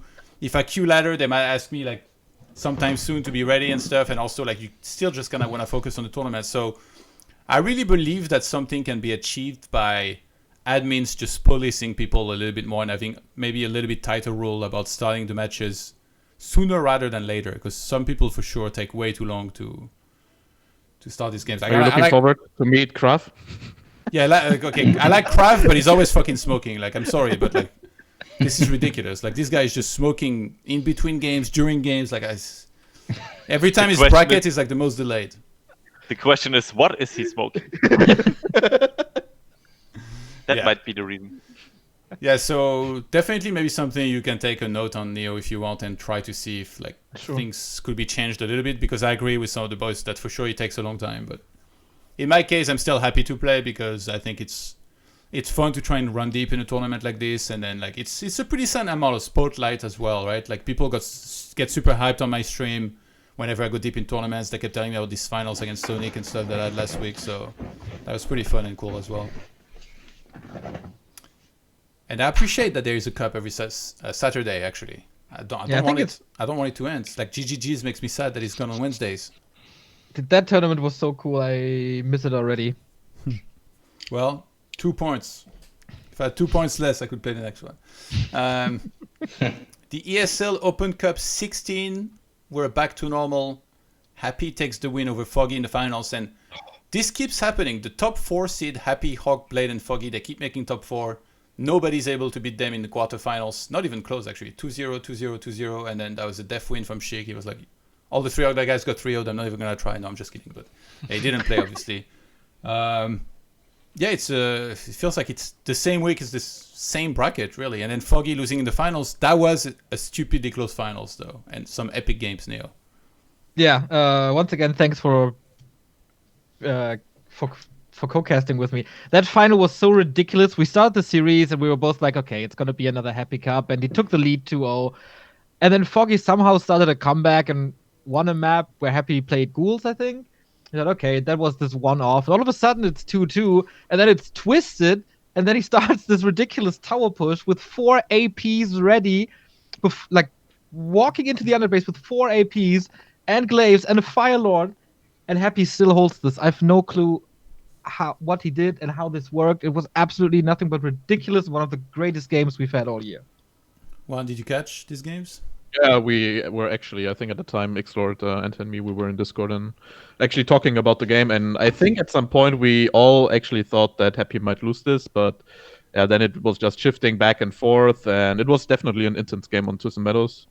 But it's always good to see that Happy's losing some maps, and when it's like 2-2, at least I, from time to time at least, think that it could be this week where he's finally losing a best of 5 after like 3 years now, being undefeated in the best of 5 final. But yeah, it didn't happen. Happy took the win once again. And it was so freaking close last week already, or the week before already, when he was 2-1ing Blade.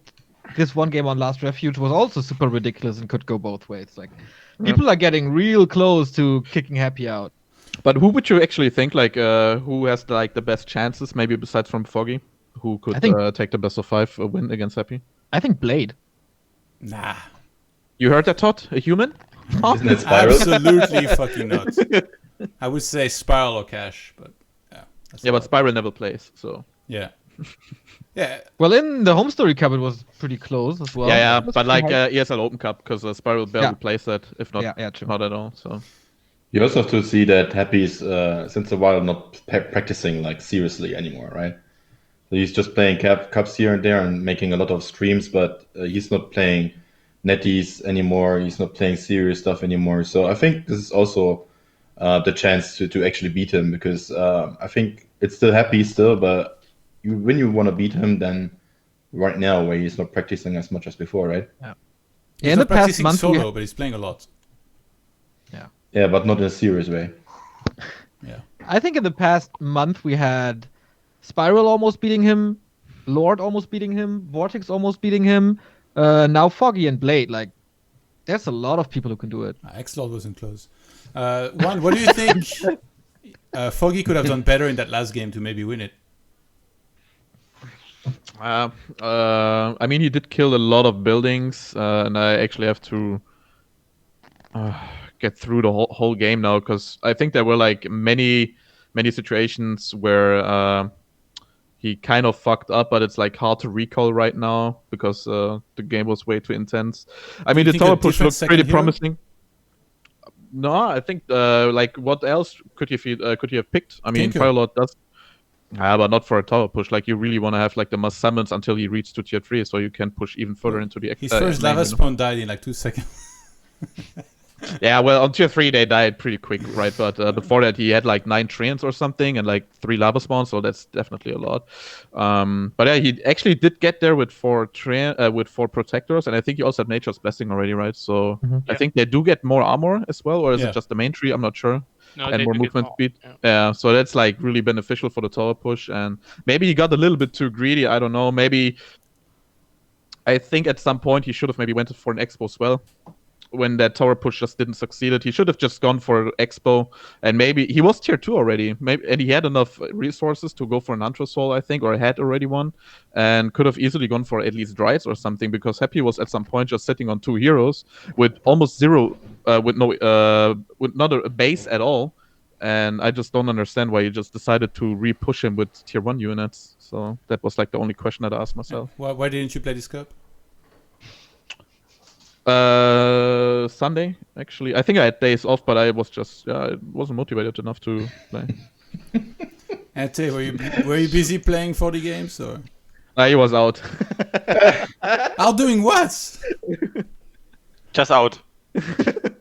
But one thing I can additionally say to the game is what I think Foggy was missing there is when he was pushing, built an Engine of War in the base of Happy, because then you could make more glaives which are instantly at the base of Happy.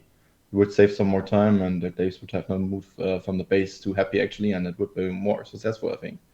I've played a couple of times against this too, and when I feel like the Engine of War is in the base near the Undead with the glaives, then it's much stronger. So beside this, I think I did register 2 times for the last ESL Cups on Sundays, but unfortunately I'm always seeded in this kind of seedment that I'm in the grid with Happy early on. And when I was registering the first time in the ESL Cup, I gave Deathwind in the first round because I saw this. Second time I gave Deathwind again in the first round because of being in the grid with Happy. And so I found out that the seeding is going to be always like this. And so I was saving myself the time and do ladder games instead. Have you ever watched the TV show Spartacus? It's about a gladiator who's to go and fight in an arena. He has to get out of some place called the pits, where he fights people to the death. You're in the pits now. So if you want to make it to the big arena, you gotta face Happy and find a way to beat him in the best of one.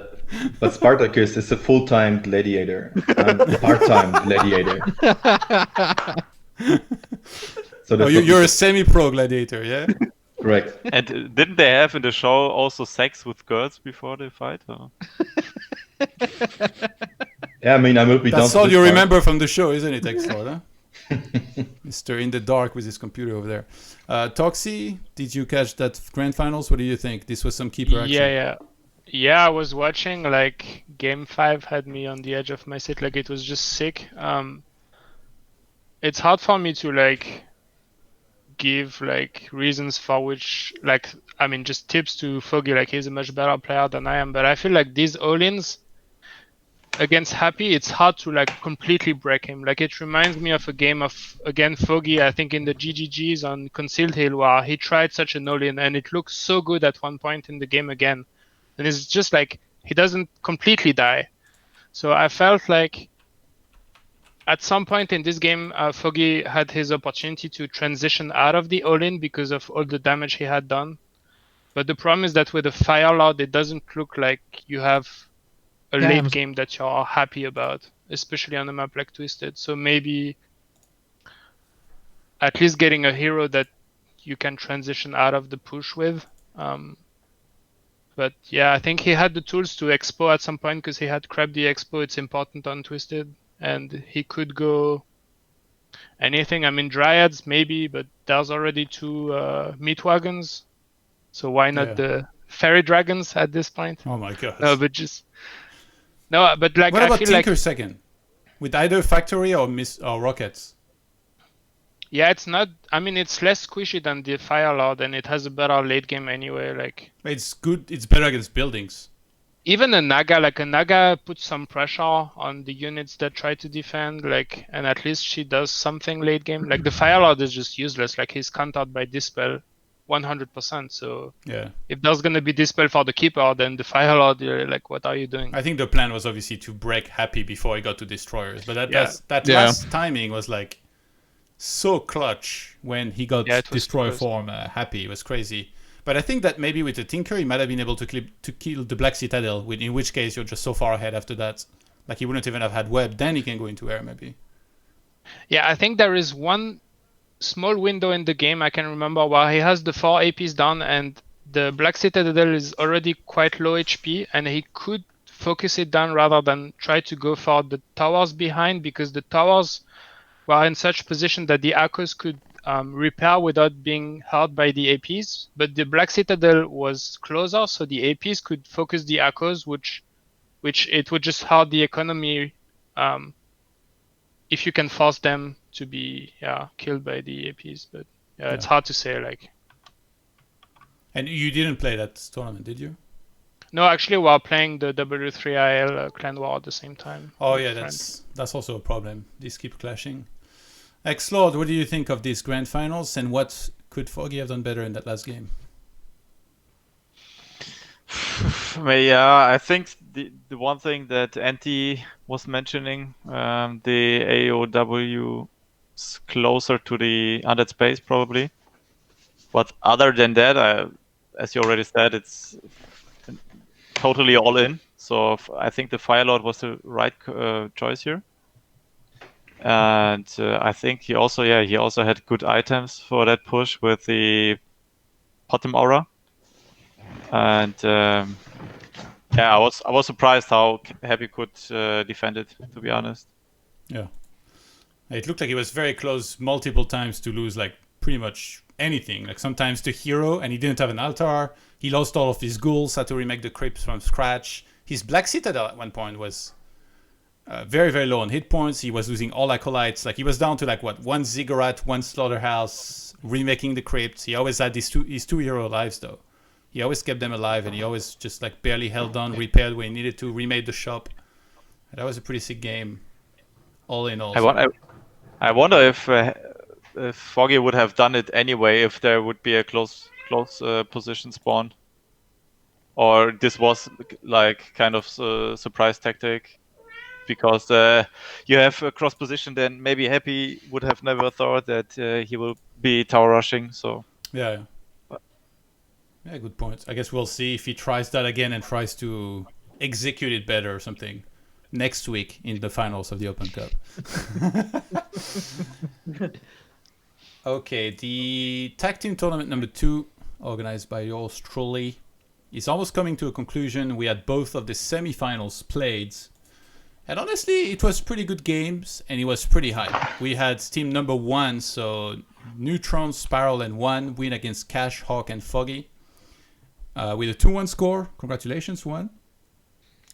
Merci. You actually, you won your game against Foggy and Hawk. That was, it was played in that order, right? Or did you play first? No, we played Spiral and me first, and then we played the Neutron me game after that. Okay. So you kept the team alive, and then Neutron and Spiral went on to close things out. Pretty solid, all 2-0s actually in this match. Did you guys expect you were going to be able to do this well, or? No. I was speaking to Neutron after that. We met in the ladder, and I was like, "Did you really think that we were the underdog?" And he was like, "Yeah, we were clearly the underdogs, like 2080, something like that." He thought, and yeah, I mean, I did not expect that we will win both 2-0. I did think that we. Spiral and me, the 2v2 that we will win between against Foggy and Cash. For Neutron and me against Foggy and Hawk, well, it seems like Neutron and we synergized pretty well in the 2v2s lately, so it wasn't a big surprise. Also, the thing between these 2-2s is that Cash is pretty much the in-game caller, probably, so he talks about the strategies and what they should do in-game, because Cash seems to be the only one from these 3 that somehow has a little bit of knowledge in 2v2. Yeah. So whenever he wasn't really involved in these 2v2 scenarios, I thought that we might have a chance. And yeah, well, I was a little bit surprised that Neutron Spiral actually did win 2-0, because even the first game was a stomp. I would say like Spiral took out Cash faster pretty quick, and then the game was just over from there. And yeah, even though the second game wasn't as close as well. So yeah. So Sorry, if you want to dive into it, the Reforged developer update is now live, and I'm about to explode. Do you want to go into it now, and then we go back to the Don't top spoil side? now. Happy or not? I'm fucking furious. Okay, I'm gonna open Don't it. spoil. Let's do it. We need his reaction live. Oh So no! I'm opening it. Live reaction, go. So I just read the first passage, and what the fuck? Okay, it's a lot of blah blah blah, obviously. After a challenging launch, we've been regrouping, listening to your feedback, blah blah blah. While we've been quiet these past few months, know that there's a dedicated and passionate team. Yeah, my ass, we got that before. Our team works towards a roadmap that we can share in the near future. What do these guys do all the fucking time? Earning money. It's 4 months since release, or what? 3.5. Are they kidding me? They're working towards the roadmap 4.5 months in? Jesus Christ. Especially, let's kick that off right now with the first in this series of articles diving into what the team is focused on. Like, I don't want articles. Like, where's the content? Yeah, I was scrolling down. I was like, "Where's the changes? Give me the Naga boob job at least. Give me something to feast on. What the fuck is this? There's nothing." So it's just basically like bullet points and then some explanations. So I'm not gonna read everything, but the first one is ongoing updates, bug and desync fix patches.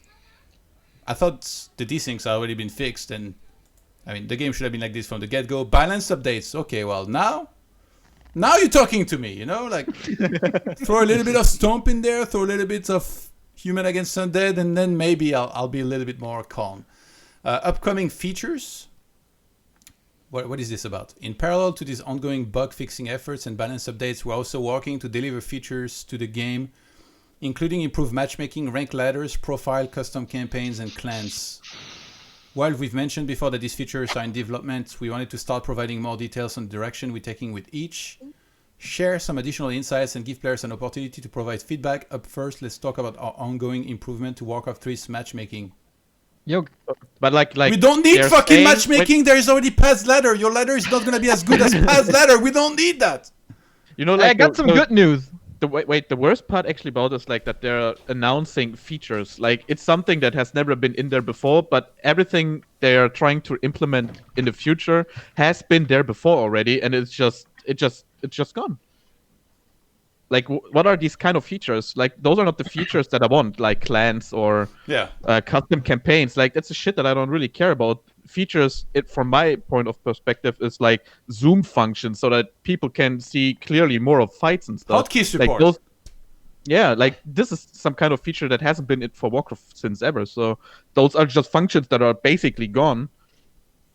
And yeah, We got a balanced PTR this week. Yeah, correct. That's what I want to say as well. Like our first balance patch since launch will be coming to the public test room for testing this week. And will feature a BVL updates. I'm getting a boner. So yeah, I'm looking forward to the Keeper stuff, right?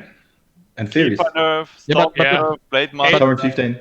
yeah, but then 800 again, who's gonna On the play on the top. who's gonna play on the PDR? It's probably the same issue that we've had before. American It will be thing, on an American server. It's like 280 ms, if not even worse, and no one is gonna play it. So, how do you want to check that out? I mean, like, it it's depends what gonna- the chances are, you know? If they give the Arcanine I mean, 50 more hit points and like Stonebolt hurts a little more, fuck it. 280 ping, sign me up. I'll be playing on the. Yeah, or release like the usual, the useless dagger, and then they nerf it. Didn't they introduce a European PTR before Reforged? I don't know, but I only remember that every single balance update was always on a PDR with above like 300 ms, and it was just not playable at all.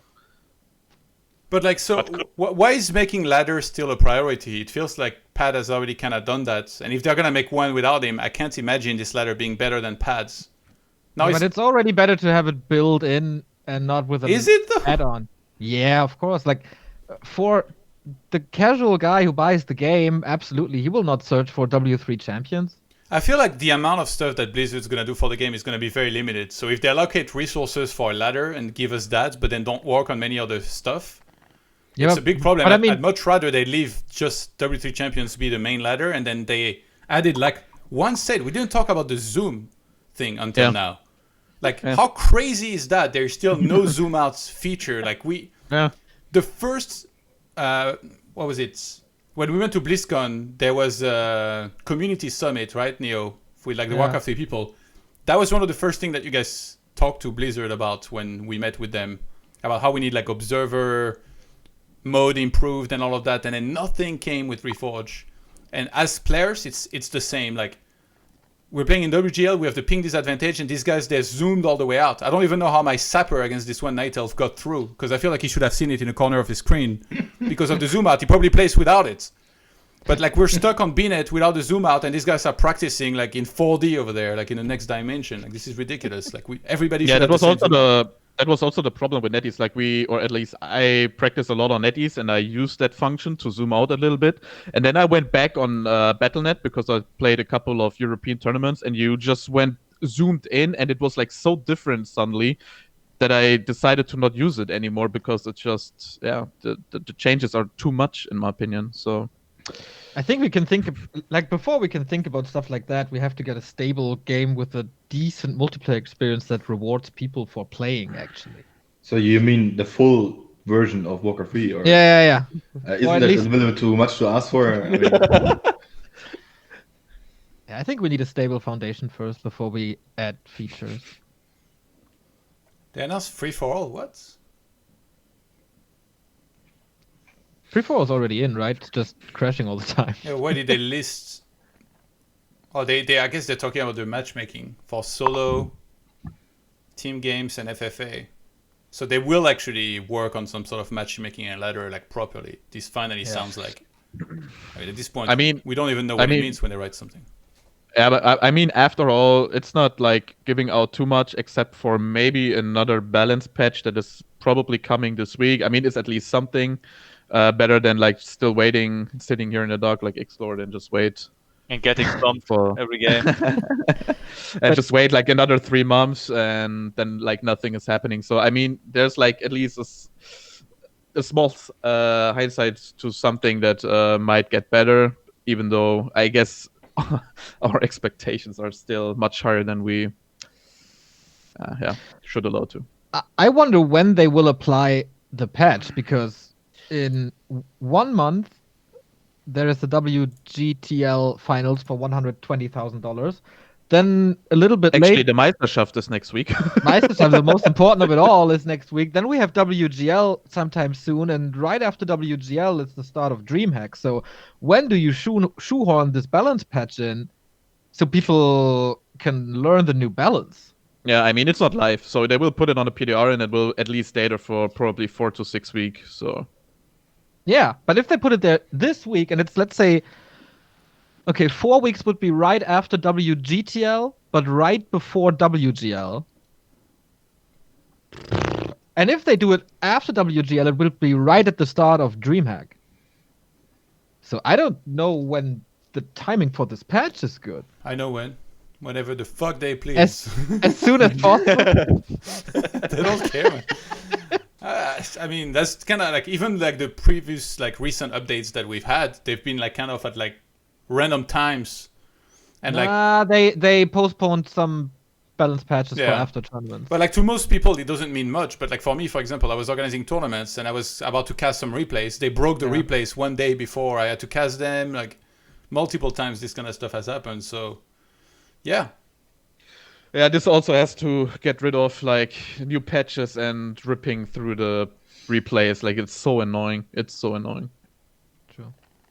but like, do you guys think a ladder was the most important thing to add? Because I think at first we were kind of saying that, but like nowadays, personally, I thought Pad's ladder was enough. And like, of course, if you're a casual that's like doesn't know anything about Pad's ladder, you won't know that you can play on it and stuff, and that sucks. But I don't know, maybe it's just because I'm like so immersed in the competitive side. Like, to me, like, it doesn't matter. Like, I've already got a ladder, and but I definitely feel like they won't be adding like a million things. So it means that if they add a ladder, that's probably they won't work on something like a zoom out or in-game hotkey support or whatever. Yeah, but I think we kind of missed the timing, like to introduce newer players into the scene. Like, Reforged, the launch, like we've been talking in and out about this topic.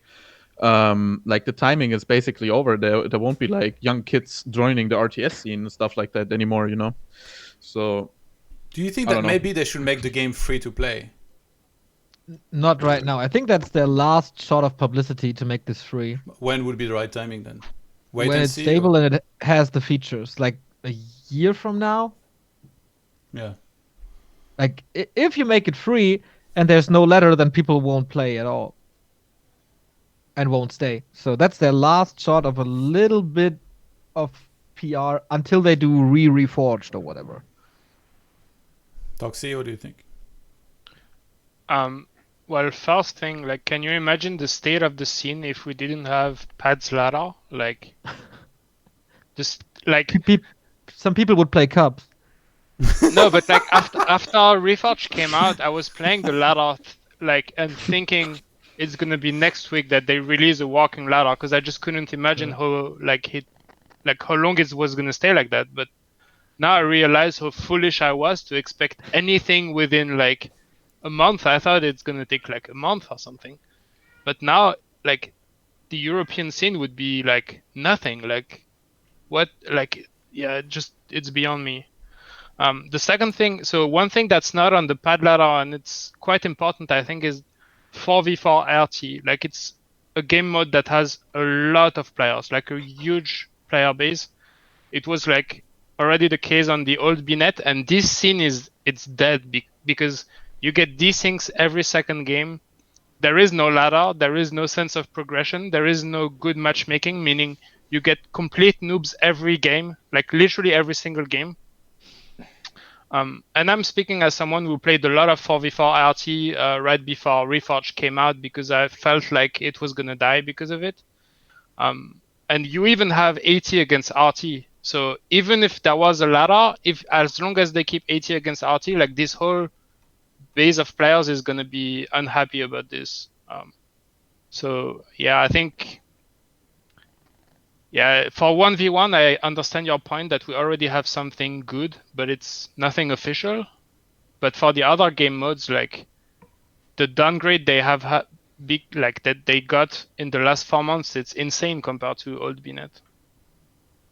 What do you think the chances are that the ladder they make it for one-on-one is better than pads? Like literally 0%. But I must say for pads ladder, like everything it is what I dreamed Reforged was gonna be. So it's like Disneyland. Like it's just so good. Like the ladder, the profiles, the win rates, like just everything. It's like super good. So at least we got this out of Reforged, you know, because we are in a better state in terms of 1v1 ladder than we were with old BNet. But it's not thanks to Blizzard. I mean, yeah. Yeah. Yeah. X-Lord, your thoughts? To be honest, yeah, I'm totally fine with Pat's ladder. I don't need any Blizzard ladder. There are only a few smaller things which I'm missing, like when you watch replays, you cannot rewind them. You have to restart them over.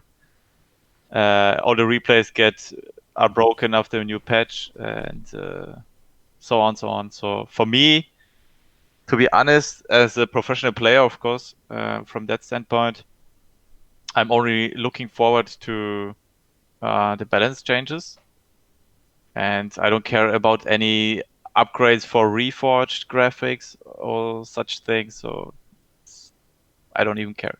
Is the zoom out feature important for you? Since I'm not playing Asian tournaments on NetEase, so for me it's not important right now. All right. Okay, let's go back. Unless somebody wants to add something. Neo, did you say all you had to say, or? So far, so good. I have to read this entire thing. Okay. So let's go back to the tag team. In the other semi, you casted with me. That's the one you casted with me, right? Yeah. We had Back to the Lobby defeat Macro Musketeers. So that was Insup, OC, and Kiwikaki beating Starbuck, Dark, and Spooky. There was some sick clips actually from this one. Like Insup just getting mad hyped. Maybe I can find one of them. Let's see. You guys. Yeah, that was pretty hype indeed. It went back and forth, like the entire team war went back and forth, and also the matches itself. Once again, proving that NA has the best 2-on-2 teams, right? Kappa? No Kappa. You'll see. I found the clip. Put the stream on, guys, and turn on the volume, but not too loud.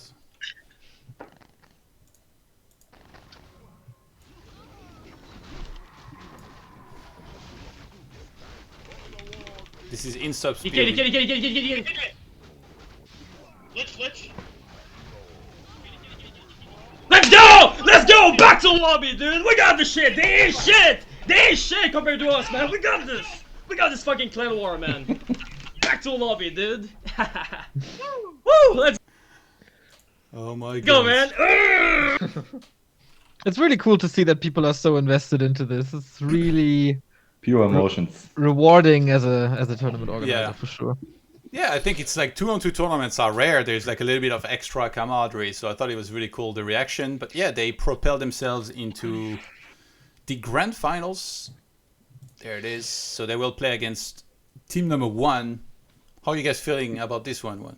Yeah, there's actually one thing that I actually have to ask you, because we've been talking about it earlier a little bit, and the thing that we were talking about, like Spiral, Neutron, and me, is that we faced them in our group before the playoffs as well, and they decided, because I couldn't really make it in time to be there for the games, at least for one best of 3, due to work. They decided to play on US host twice in the entire best of 3. So how do you want to settle that out now? Because now we are in the final, and I don't really think, because I've been talking to Spiral and Neutron already, and we said that we don't want to play like twice on NA again. So there's like that problem already where all 3 Europeans don't really want to end up playing 2 games on NA if it's gonna be 1-1. Yeah. So I think what we probably should do is like do some ping tests and then see who has what ping. And then if, like, for example, the ping seems so much more fair to play on the European host, then maybe we'll start on Europe host, but then every map we're going to change. So second map will go on NA, Third map will go in Europe, regardless of series. Like, this doesn't reset between series. It still stays the same. Like, we've seen a lot of the teams, actually, that had the worst ping still win and stuff. So, there's just no way to make this more fair than this, you know? If I say, like, it's all Europe hosts or it's all US hosts, it's just not fair. So, that's the closest thing to fair that I have in my mind. And sadly, we don't have host bots. If we had host bots, we'd have East host.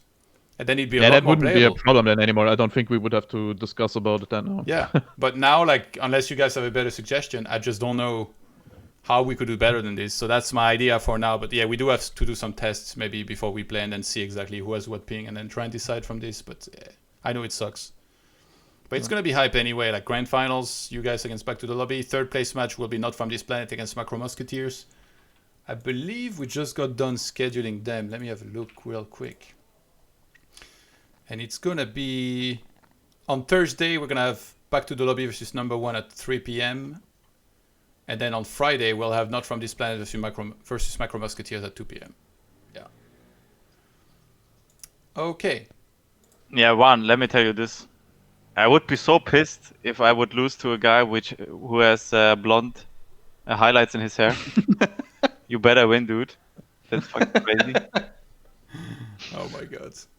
Actually, Van is really good at imitating him. So maybe you go for example. One. Let's see it. Me? You mean? Oh, back to the lobby. Thanks for the sub, man. That was terrible. All right. Next up, we have the CC Master Cup. That's been happening in the last few days. I don't think that Back to Warcraft casted the round of 16, but they just cast the quarterfinals. That was today. And Flybit sucked 2-0, pretty one-sided. Chemico beat Focus, and even had like some insane tower rush, I think, on Amazonia in those games. Where are the Undeads, by the way? That's a good question, bro. PZ winning the tier 1 tournaments. Lin won against Alice 2-0. Alice seems to be like a newcomer Night Elf. And then Lolite beat Yumiko 2-0. So the semifinals are actually tomorrow. Wow. At 1 p.m. So in 13 hours and 38 minutes. It's going to be Fly against Chemico and then Lin against Lolite. This tournament got rid of the third place match. What is going on with that? Unbelievable. So there's only prize money for the first two or what? No. Oh my god, $2,000 for first. $1,000 for second, and then around $500 for third and fourth. So all these guys so they already don't pay made. out because it's the same price now. Yeah. Usually it's like that. Yeah, but what's up with 120 actually? Because I didn't see the games, but I saw that he's playing Lich first. Yeah, Lich first both games. Like, is he really fed up, just like happy because he didn't get the salary from newbie, or?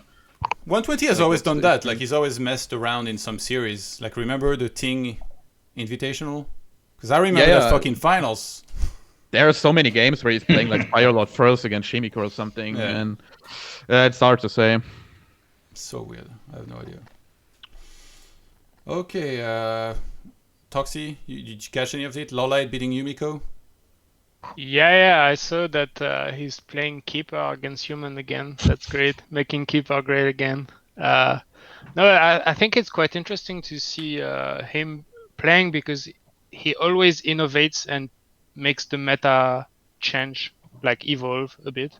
So the fact that he's playing Keeper with a lot of orbs, a lot of archers, like, it seems normal because in other matchups that's a composition you see often, but against Human it seems kind of a new thing, and it's cool. Like, because even Lolite as a master of the Warden, he's like, okay, I'm gonna try something else, and he actually makes it work really well. And it's really fun to watch because these seem like new games rather than just seeing Warden Tinker against Expo like for the 50th time now in a row. Yeah. Neo, what do you think of those games, and how much are you looking forward to the semis tomorrow? Today were absolute stomps, like all of them pretty much, except maybe Focus Chemico, but that wasn't really too clutch either. Fly was super impressive. I posted a clip on our Instagram. There was like the fight execution of Fly has like even more improved in Orc versus Human. Like the way he storms and the way he uses the lightning shields was absolutely incredible. So yeah, have fun tomorrow, Chimiko. And yeah, the star shaped Night Elf style, man. I never thought that star shape would be an influencer for Asians using Night Elf. Like, what the fuck? I don't really know why this is working so well, and how they find the time to make that tier 3 transition.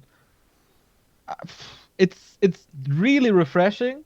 It's not the most action-packed play style because it takes so long until they're on tier 3. So as a caster, that's a little dull phase sometimes. But Lolite makes it work like crazy, distracting with the keeper and then doing Zeppelin drops with archers. It's like it feels like he's playing a little Warden-esque, but with the keeper and some units. It's super impressive. I don't really know how to counter it, to be honest. Yeah. But let's be honest here, fly Lin finals, right? I don't know, man. Lin is not the craziest versus Night Elf, I feel. Yeah. Moon beats him all the time. There's no chance Lin is beating Moon, and Lolite has been practicing against Orc like crazy, so I could see Lolite make it all the way, actually. Just last week, Lolite eliminated Lin in this Korean tournament like 3-1, so... Yeah. Yeah, it doesn't... I wouldn't be too surprised to see Lolite winning this thing. Okay. I guess is everything tomorrow? Yeah. Okay, and best of 3 semis, best of 5 grand finals. They got rid of the third place match. This is ridiculous. Unacceptable. We only see one match of Chimiko. We had a lot of humans today, man. Okay, let's move on to next topic. Let me find it real quick.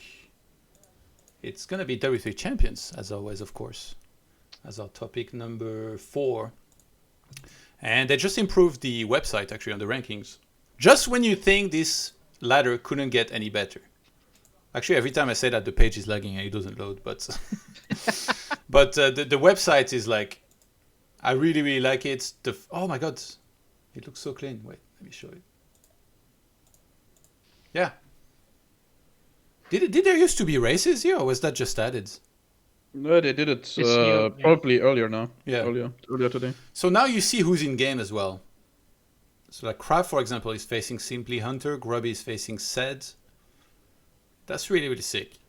Like, you always know everything about everything. You got the full match listing. You got, like, crazy, like, advanced stats on everybody. Let's check out X-Lords. Statistics versus human, 86%. Paint me surprised. Versus Orc, 66%. Versus Undead, 33%. Yeah, it's tough to play. It's tough to play a balanced matchup. Yeah, going well against human X-Lord, is it now? Especially against you, Todd. I really like the website and just the whole ladder, and it's super competitive. Like, Happy is finally playing a few more games. Okay, he only has 9 games on this account and 13 on this one, but he's showing some signs here. Like, we keep saying this guy's not even practicing anymore. No, he's still playing Warcraft 3 all day. Like, sure, it's a lot of like 4v4 and BS games, but it's still Warcraft 3, and he squeezes in some solos here and there. And like, if you look at that entire top, actually, I would even say the entirety of like the Grandmaster League, it's all of Europe's finest. So it's like really sick that you basically get to play against these players every single day. I really I'm super happy with this. I think like if you're a good player in Europe and you want to be good, you don't necessarily need to play on NetEase anymore. Playing on NetEase is more about being used to the ping and then so that you can compete against these other guys. But I do believe that when we finally get global tournaments, I really think that the Europeans are going to have a real chance to give the Chinese and Koreans a run for their money. What do you think, Juan? Yeah, the ladder is definitely the best that Europe can offer right now, and especially for all of us right now. I'm pretty fine with the ladder, I have to say. Like just like Toxi said earlier, if we didn't have this ladder so far, then yeah, I just don't see us somewhere practicing in general. I mean, people would be pretty much be forced to play on NetEase or yeah, where do we want to play? Besides from a NetEase then. But yeah, I like the system, the ELO system or the MMR system. It's pretty fine to me.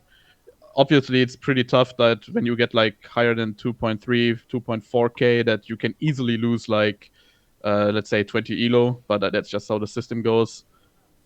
And it's also hard or like tougher to regain these 20 elo since the skill gap is just way too close in Europe. But yeah, but for practice, it's definitely a pretty nice platform, and I can't thank Pet enough to save Warcraft 3 in Europe at least. Oh, actually, you can send him some money. He has he has some ways you can thank him. Ante? Yeah, I also think this is the best place we could have hoped for, because that's what we wanted from the beginning on, but we didn't get it. But now we have it from other hands. A place where we can play competitive. Also, the information this site gives is really good, because even you're not being able to watch these games if the people are not streaming, you can see the statistics of the game, and you can already imagine what happened in the game when you see the gold and the statistic of heroes and units killed and stuff. So when I see into a game of statistic like this, I can already imagine myself how the game went. And then I know a lot of things already about my future opponents, maybe. Like I'm looking into Toxie's games, and I always You see don't need to Keeper, do that to know what he Alchemist, does. and a lot of gold, and then I see the unit amount. So Find I the know demon this kind of stuff. hunter. I dare you. Exactly. Keep And this, guys. I already can see the game in front of me, even I don't see the game, if that makes sense. And I think this is a really good place if you want to play competitive to mess with other people, because I think the European players since then are more active than ever, since people like the Muslim coming back especially, and a lot of people are trying themselves again. I think the ladder is really, really active. I wish I could play more games there. I played like 10 games so far in the ladder, I think, and like 12 maybe. But I think the ladder is really the best which could have happened to us right now. And Todd, I have one thing to say. Actually, before the reset, everyone had like 100 games or even 200, 300, 400. And there was a statistic also. And when I was looking at your statistics in 300, 400 games or something, do you know actually what was your best rated matchup? I don't know, but it's irrelevant. Your best matchup in like 300, 400 games was actually Undead. So what do you say That's a about lie. I was streaming a couple of days before the reset was happening, and I was looking at it, so maybe I clipped this. Yeah, well, you can't consult it anymore. Isn't it season 0? Oh, it Can you doesn't. check it actually? Yeah, it doesn't appear for some reason. I think it did like a few days ago though. But I think it might be gone now. Yeah, but we got 2-on-2 as well now, which is sick, by the way. Change the topic, huh? From the best rate to. Fuck you, man. No, we got 2-on-2 as well. Like, I want to get all of you guys' impression. X-Lord, you're high ranked. You're ranked 2 in solo, and you're ranked 3 in 2-on-2. How have you been enjoying this pad ladder? Yeah, so we talked about the 1v1, of course. I enjoy that. Even more after now the system got a little bit changed, so you only face basically the really good players if your MMR is high enough. And yeah, the 2v2 is actually also a lot of fun, to be honest. I played quite some games with Juan and Spiral in season 0. But it's pretty funny, and we're playing double Undead against Lucifron and Vortex and so on, so it's pretty fun. Do you think that if Europeans have to play against, or even North Americans have to play against Chinese and Koreans, because like now there is a lot of good Europeans playing with one another, that we would have a good chance to actually, have good games and maybe beat them? I think not all of us probably, but a few good players like Vortex, Happy, Foggy usually will do good against them, I think. Yeah. But do you agree that the level in general, since we got the Re3 champions, has been improving steadily between like all of the top Europeans? Yeah, definitely, yeah. Toxie? I don't play any 2-on-2, honestly. So. Yeah. But your experience in solo, you were pretty high ranked, I think, in Season 0 as well. Yeah, it's been a lot of fun. I don't know what more to say. I mean, I think the level is raising. Like, there are players I can definitely tell they're getting better just between now and 2 months ago or something. What else? I don't know. Like, but Toxie, let me say this: you gotta play 2v2. The keeper is even better there, to be honest. yeah, but I don't like the huntresses that much, to be honest. Like, you can go Archer, Sonic style. Yeah. Anybody wants to add anything about this? Neo, as the caster, you get to play a bunch. Not really, but they had a vote, right? Until yesterday or today, what they want to implement next. And FFA won, and apparently some people say the vote was rigged. Yeah. So yeah, Pad made a poll which he posted on May 16th, so 3 days ago, and he said, "What's the next feature you want me to see working on? Let me know in this straw poll." We're gonna open the poll. Results. And apparently, I think Hostbots was leading, and FFA didn't have that many votes. And suddenly, like towards the end, before the poll was gonna close, the FFA just got voted a lot. Community suddenly showing up with 600 votes. Kind of took over. Like, I don't want to downplay the FFA community because the views on FFA are incredibly sick, so there must be a big community or at least a lot of interest in the vote. And of course, they made good promotion on their Discords and stuff. Yeah. I don't know if people use the VPN to really rig the vote, but if they just did good promotion at the end, then it was just smart to wait until the end. I regretted a little that I didn't rig, in quotes, the vote myself, because if I say on a 2,000 viewer stream, hey, I would love to have host spots, then you can be damn sure that like 300 people are voting. You think so? If I provide the link, sure. I think 5 people are gonna vote. If you say, "Hey guys, can we get some subs?" 5 people are gonna sub, not 3. Yeah, they don't have to pay for the vote. They have to pay with their time, and time is money. No, yeah, maybe. I'm a man of right. the people, Todd. I'm pretty sure you don't understand. I'm a man of the people, and people follow my lead. Okay, well, next time maybe you can. Next time. You can do something so that we get actual host bots, something useful instead of FFA. Yeah, sorry, it's my fault again, just like Reforged graphics. So yeah, there is this thread on Reddit now that says evidence of FFA Masters community abusing the recent W3 Champions poll. And it's basically a bunch of screenshots kind of implicating that there might have been foul play, which was kind of denied by people in the FFA community, I think. And it's just these fucking dramas in Warcraft 3, guys. They're everywhere. And so there's screenshots, to be honest. They're like a little bit incriminating. Because these guys Sorry, go ahead.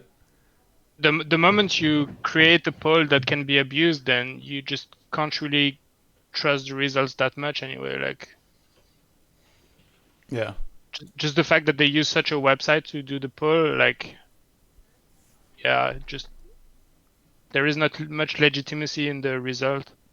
Yeah, so I think Abia a feature Godfather said, "I have no VPN, I can vote 100 times. 1 second, I will do it." So this does not look good, guys.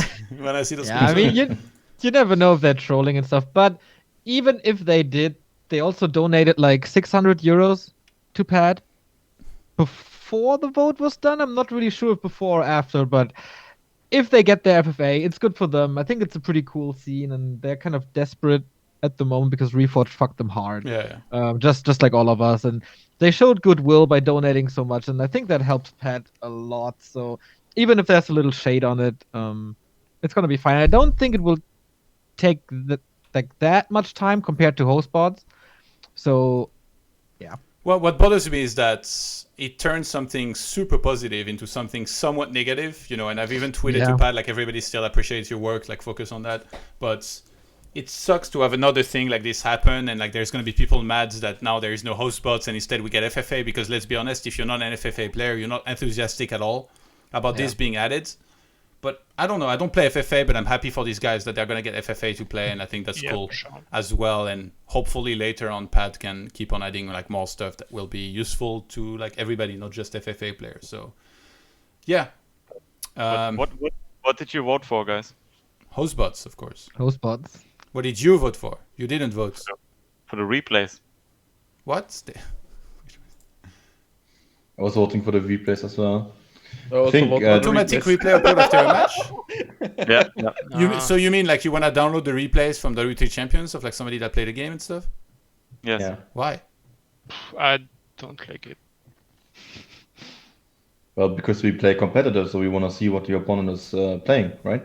But you Yeah, but can't do you hide want- anything anymore. Yeah, that's the thing. Yeah.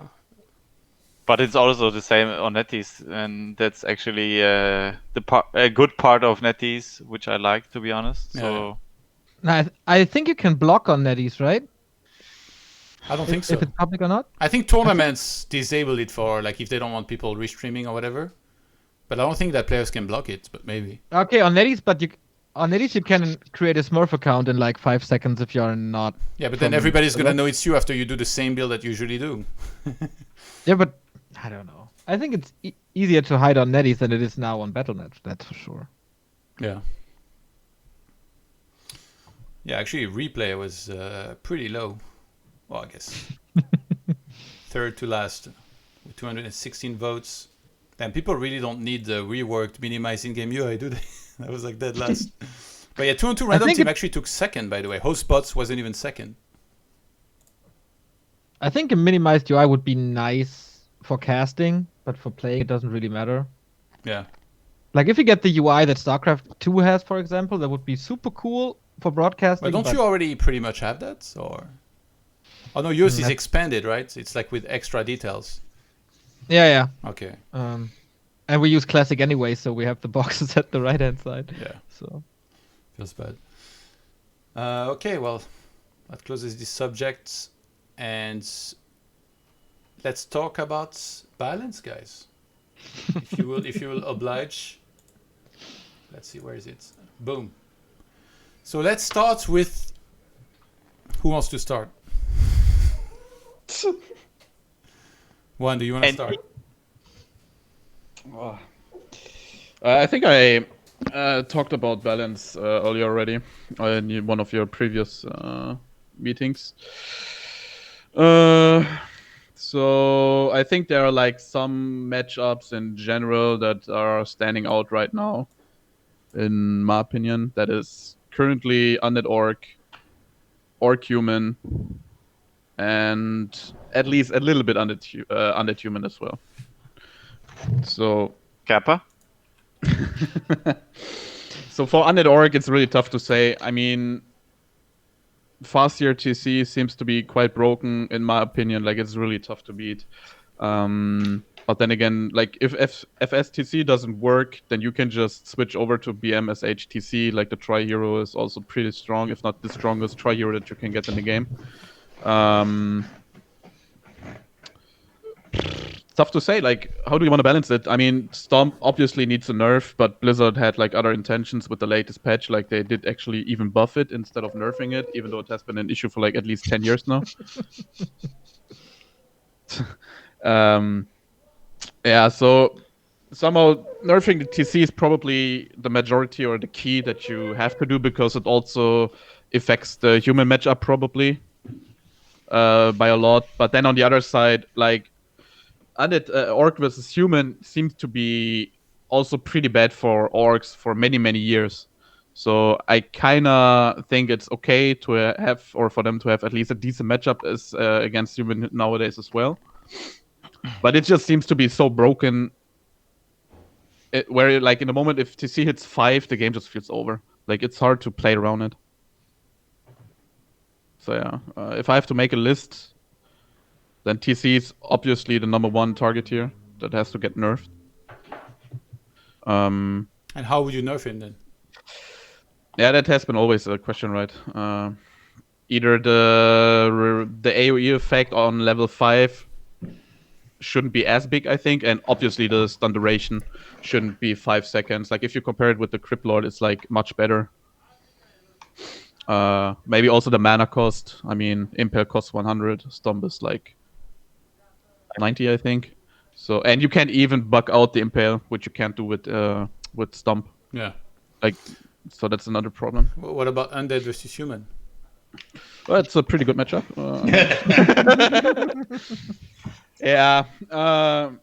I don't know, man. I've been watching Happy against the Muslim, and the Muslim was actually asking for advice. It's like what he could do better. And Happy also said that like playing rifles on tier 2 just isn't the way, and that going for straight tier 3 is like the one where he also seems to struggle a lot. And it's like the same thing that I keep saying over and over again. Like I don't really play with the rifle stuff too much. Like I don't really like it as an undead.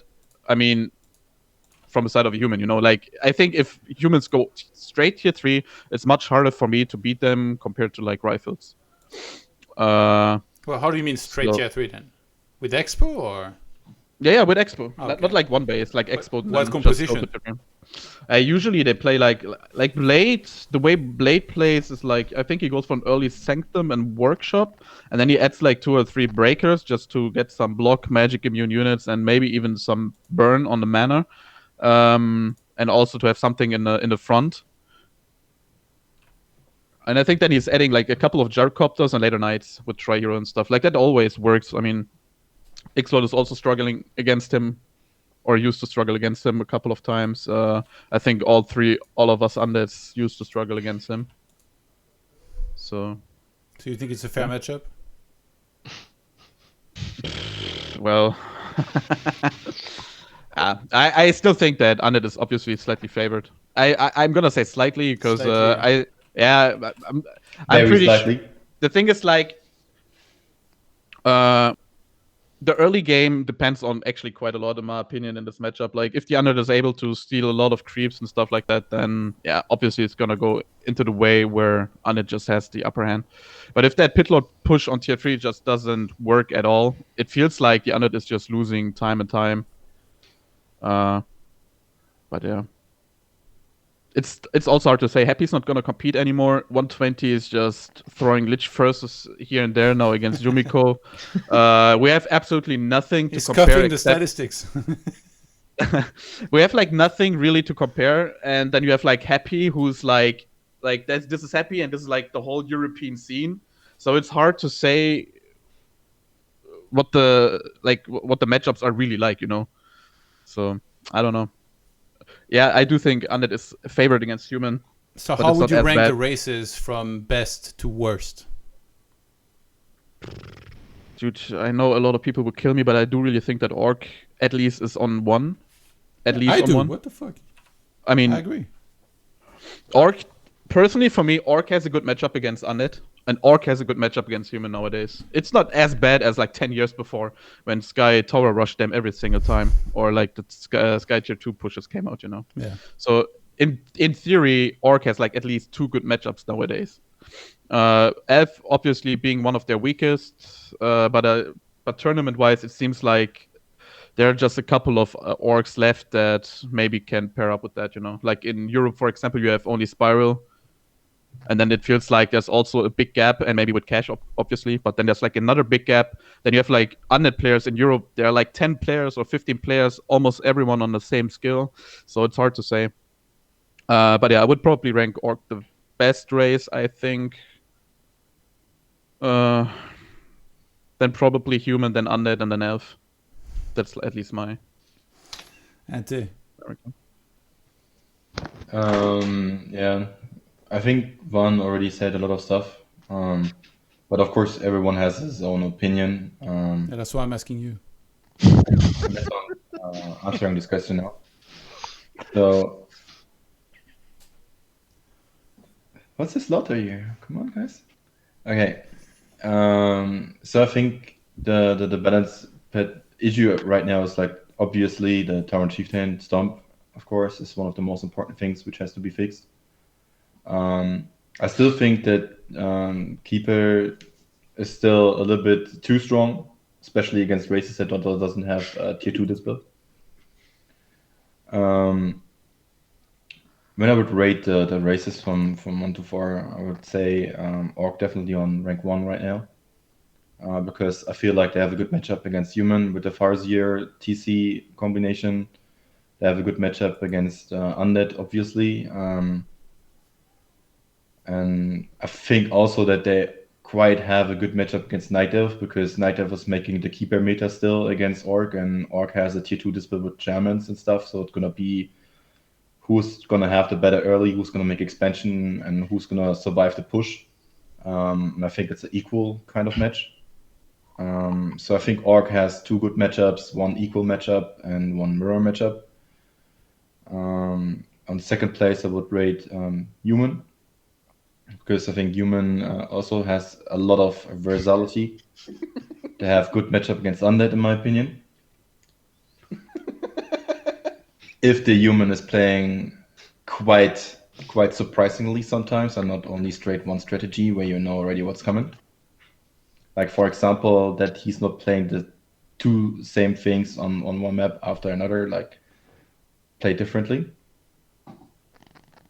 On the third place, I would rate Undead at the moment, and Night Elf on the last place right now, because I think they are limited to like only a few strategies right now which are working, and they don't have too much strategies right now which is out of the box strong enough to feel like in a higher tier in the list.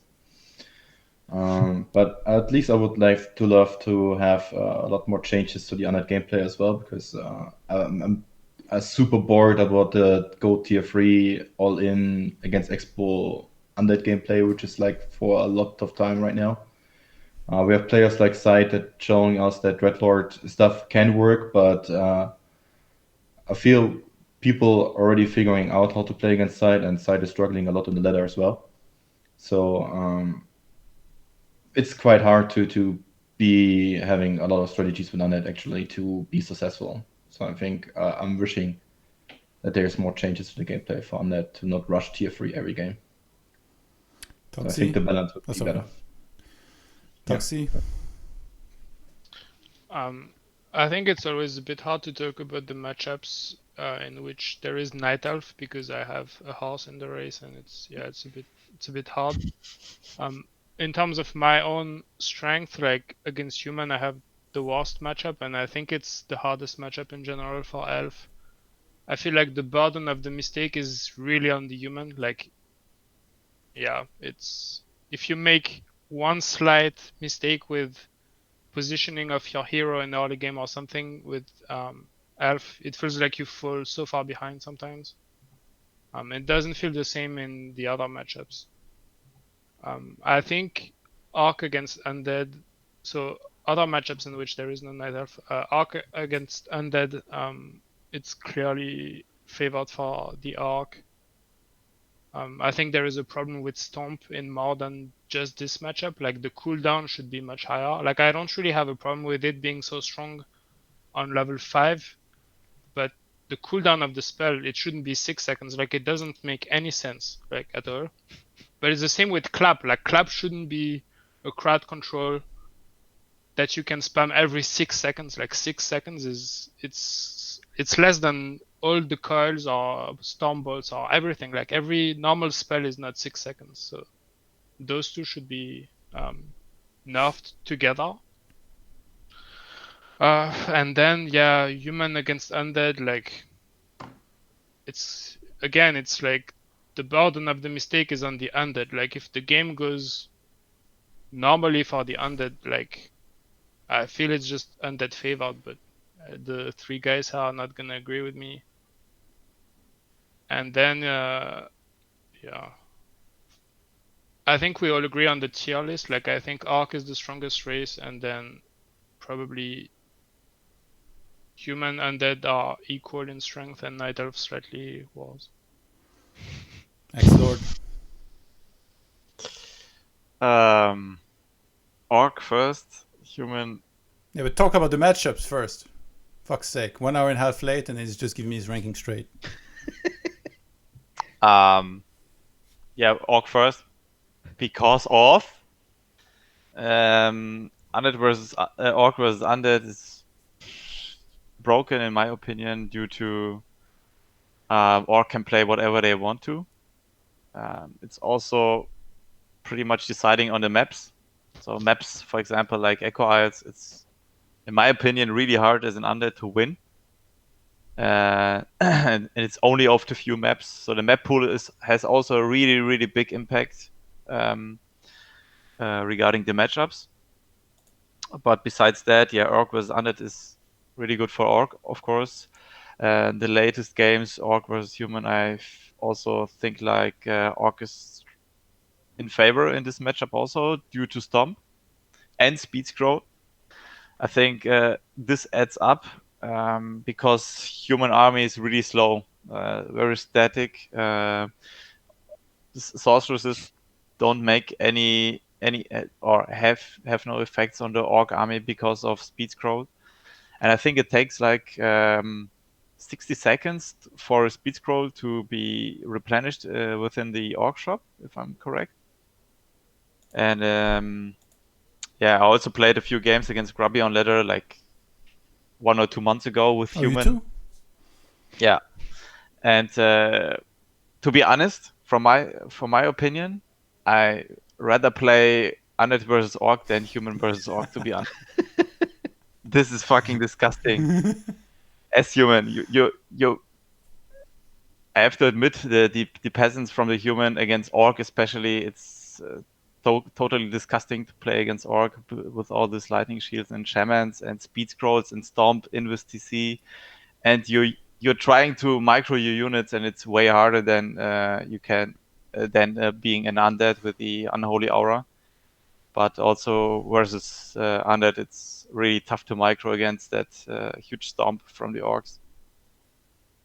So yeah, Orc at the first play, I think the only bad matchup, so to say, is against Night Elf. Second, to be honest, I'm not quite sure if it's Human or Undead. But yeah, Human has good, I think, pretty even matchups against every race, maybe. But as an Undead, I have to say, the matchup against Night Elf is also like pretty even, I would say.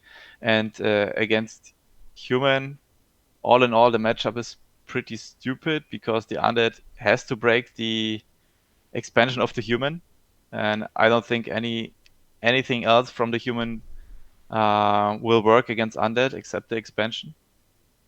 So yeah, but how could you not break it though?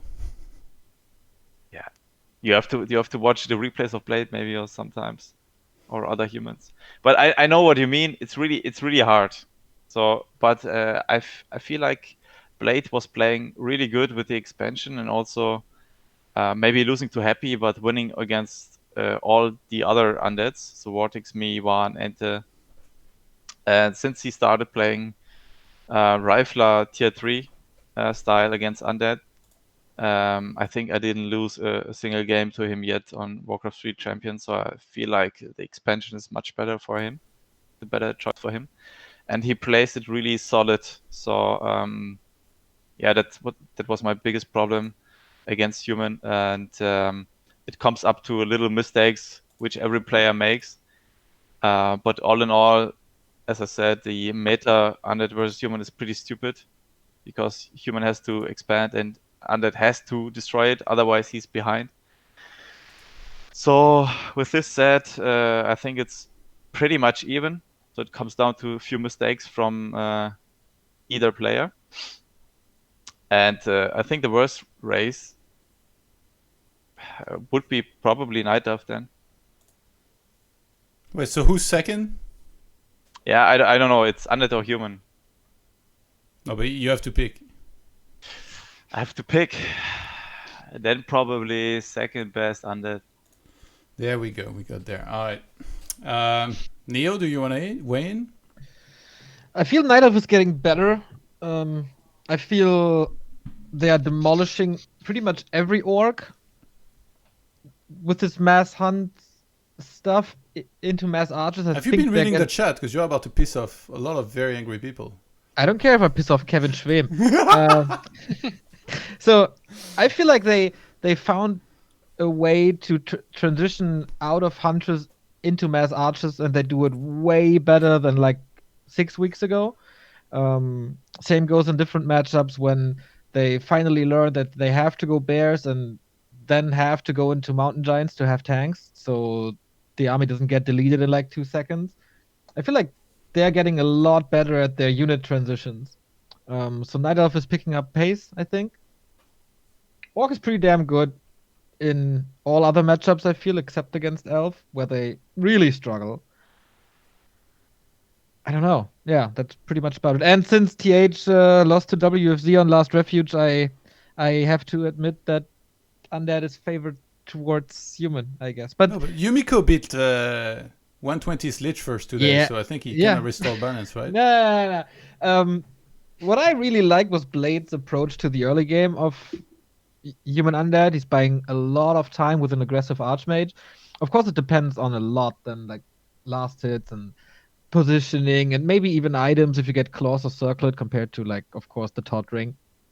But that was nice to see. I think it was the ESL 15 semifinal on Last Refuge especially. I've not seen that too often, so this could be a way out of the human misery. Rankings is really hard, but I would probably put Orc on top as well, and then everything is kind of equal afterwards, but Night Elf could dominate the next 2 weeks. 2 weeks, huh?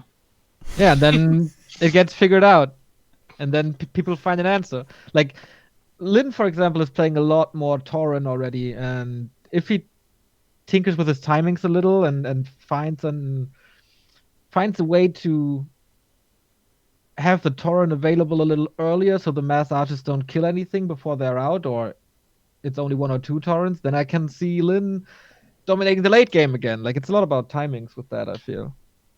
I think Orcs are already on a good way, but need some refinement in that matchup. But I think we all agree that Orc is broken right now, right? Absolutely. Yeah. And Undead too. So what was your ranking exactly? I thought we were getting there. Yeah. For a second. What was your ranking exactly, Neo, again? Orc first? Yeah, Orc first. I would say Night Elf second with 2 good matchups as well. And then Undead Human. Wait, Night Elf has 2 good matchups? Yeah, against Orc and against Human. You don't know what you've just done. I'm not public enemy number 1 out there anymore. I think you are now. Holy shit. But have you seen this tier 3 Oh my Archer god, stuff? dude. Somebody tell Neutron, please. Oh shit. Let's hire a bodyguard. Oh yeah, right now for him. Neutron will be really angry with me. But yeah, Nobody cares what Neo thinks, bro. Just give Neutron Kinder Bueno and then he's super fine. I think that you guys said a lot of good stuff about like the stuff that's too broken. I think Stomp is stupid, Speed Scrolls are stupid, Clap is stupid. All of these 3 things is like on my number 1 list of things that should get nerfed. And I still think Human against Undead is way too hard. So yeah, I would love to see some changes there as well. Like you have to expand and then you die to Pit Lord 3rd, even if you have fucking 6 towers because they melt in 1 second. And then if you go rifle, you die to anything. Like fucking happy when Banshees instead of A-bombs still smacked Blade around. Yeah. I'm not a big fan of What was that your matchup. best matchup? What? What was your best matchup 1 season before? Who the it fuck was cares Undead? about the scrubs like in the lower leagues, whatever. Like it doesn't matter, dude. Like Like, are you happy with the statistic when it's 100% against Undead? Like the statistics themselves, like did you see that some statistics came out from W3 champions and then these elves went ham because the elves were doing so bad in that? It's like Sonic and Foggy don't even play on W3 champions. And all of these elves, they came out of the woodwork like, oh my god, we told you, look at this, we're having really bad matchups in every league, in every MMR. It's like, statistics like this in a small sample really doesn't mean much, you know? Like I could have just met like not that high quality, like I'll barely ever play against X-Lord, but when I play against Team, it's guaranteed 0% win rate, for example. So, yeah. See, for example, if I would have met him, trust me, it would be way lower than 70% against Undead. So... Todd, tell him about the Echo Eye game. Go. Echo Eye? Yeah. I thought we played on Conceal Hill. This time. No, it's the like famous 2 years ago. story that you always share. Oh yeah, yeah. No, once upon a time I put you in your place back when human and undead were equal, if you will. But yeah, so on top of my list, speed scroll, stomp, clap to get nerfed, and then I would love to see some changes to human against undead. I don't know what exactly, but something somehow would be nice. Fucking items. We haven't even talked about items. Are you kidding me? Like fucking those like high tier camps, the red camps on every map. Like you get either like something amazing that will win you the game, or something garbage that will lose you the game. It's one or the other.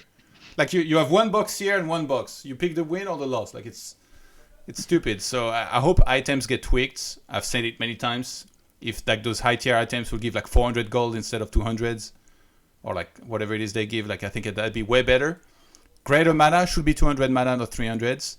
Dropping mana pendant should be fucking illegal, because it's broken as fuck when you find a mana pendant on a mana hero like Warden, TC, or a Mountain King, whatever. It's like so stupid. So I want to see that changed ideally as well.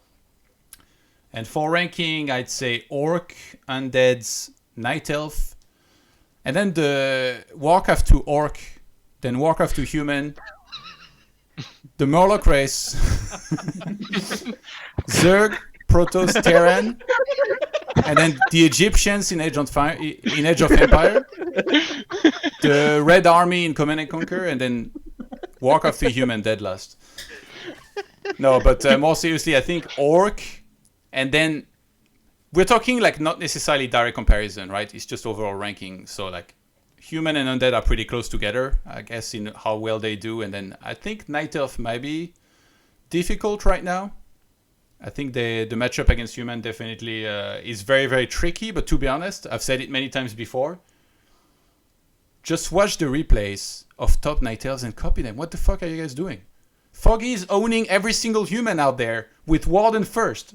And then I see a game from Kevin Schwim or like some other whiny Night Elf, and he's going fucking Demon Hunter first or Keeper. What the fuck?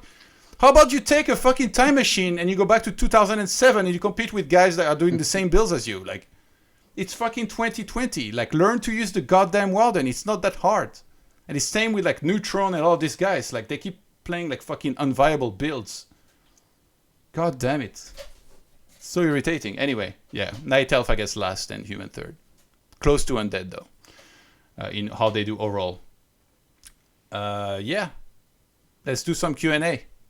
If you guys have some questions, go right ahead in the chat. And I think we already had a few questions asked on Reddit. First question here, Xlot, can you go sleep? Oh, you wanna go or? Yeah, I can stay for a few. It's the last thing, the Q&A. So you're already late, so I don't know if you want to be the douchebag that was late and left early. Like, just go if you want. Yeah, that's what I thought. Okay, let's... I'm just kidding. If you have to go, that's fine. Let me know and then we'll do some shoutouts. You want to go? Yeah. No, I will stay. I don't know how long will it go? Probably like 15 minutes. 50? 15! 1-5. Like you mad in W.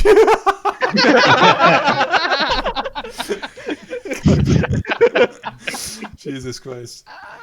All right. Torn 4 Parts on Reddit asked, "Hi, I have a few questions and I would like to know what these players think from their perspective as undead players. Do you think the undead meta has become stale again? Dreadlord Fast Expose seemed promising at first but was quickly figured out, having to resort to Death Knight Fiends 90% of the time again.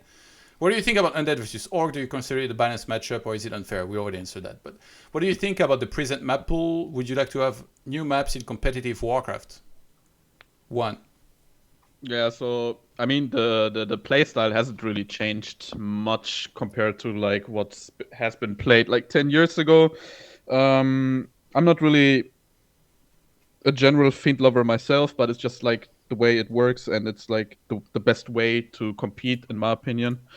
I would love to play ghouls myself. Unfortunately, they're just not that good enough against high-level AoE heroes, because you need to compensate that with statues, with healing scrolls, and stuff like that. But yeah, the matchup has, or like most matchups, has been actually quite stale. But also, well, TBC used to experiment a little bit with necromancers actually against elf. Happy tried to find the perfect solution for pushing the human expo with a pit lord third.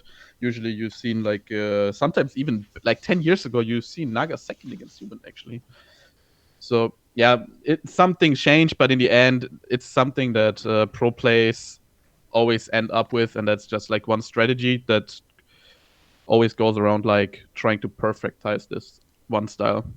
But yeah, I would love myself to play some other strats as well. Like, I mean, if you take Night Elf 4 as a consideration, they can definitely play more styles in comparison with Undead, at least, in my opinion. At least something on high level. Yeah. Uh, What do you guys But think yeah. about Fortified on tier 2, by the way? I think it's broken, but yeah. Nancy? I don't know. I think it's too good. Yeah, and I also would like to have more strategy options against Orc. And to your question, also to the maps, yeah, I would definitely love to have different competitive maps. Since I think the maps right now, we have seen too many games similar on these maps. Which map do you like the least in the current map pool? I would say Tomatoes. Not Echo Definitely Eye? the map I don't like. Echo Isles is quite can be okay in different matchups, not against Orc though, but against Night Elf, against Human, because you just have one expansion option from the opponent, which you can compensate somehow, which is not possible on bigger maps where you can have the opponent have more expos than one. Against Orc, this is broken Echo Isles because of the market shop. The people just buy all the claws and have the map control, and then you're fucked. But on Twisted Meadows, I feel like since the nerfs with the skeletons and the creeps which are perching the skeletons directly, so you cannot creep anything on Twisted Meadows, I made myself forcing to play ghouls on this map because then I can at least creep something.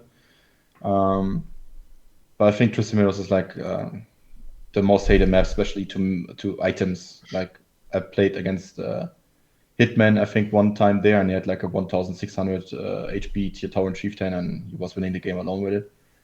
Yeah, so map-wise, this is the case.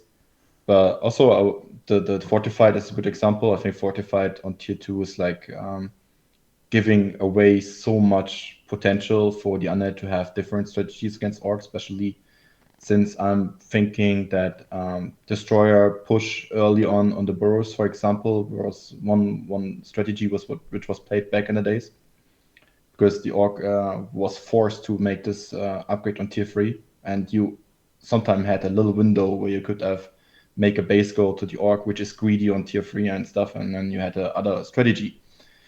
So this is gone with the tier 2 Fortified. And also the Fortified expansion, when the Orc is building 2 or 3 or 4 towers, or like the Great Wall making 20 towers, is a little bit, hard to deal with as Undead. Anti, So, can we maybe go into a deep dive into shut up. the Fortified expansion right now? Because I feel like on some maps, the towers are even better than No, What do you think about that? And plus, if you have the Fortified expansion, in addition with the Fortified burrow, what do you think about that? Because you can hide all the peons inside the burrow. So let's just generalize it, and it's broken. I think this is a combination of everything of it. So yeah, broken. Fix it. Excellent. What do you want to add to this? Nothing. Okay, so I'll let you go sleep. I feel bad. Do some shoutouts and then we'll let you go, okay? Okay, perfect. Where can people follow you? At Twitter, you find me under @IXIXLord, and the same is for Twitch. And my Instagram, you can find me under CandyLove26.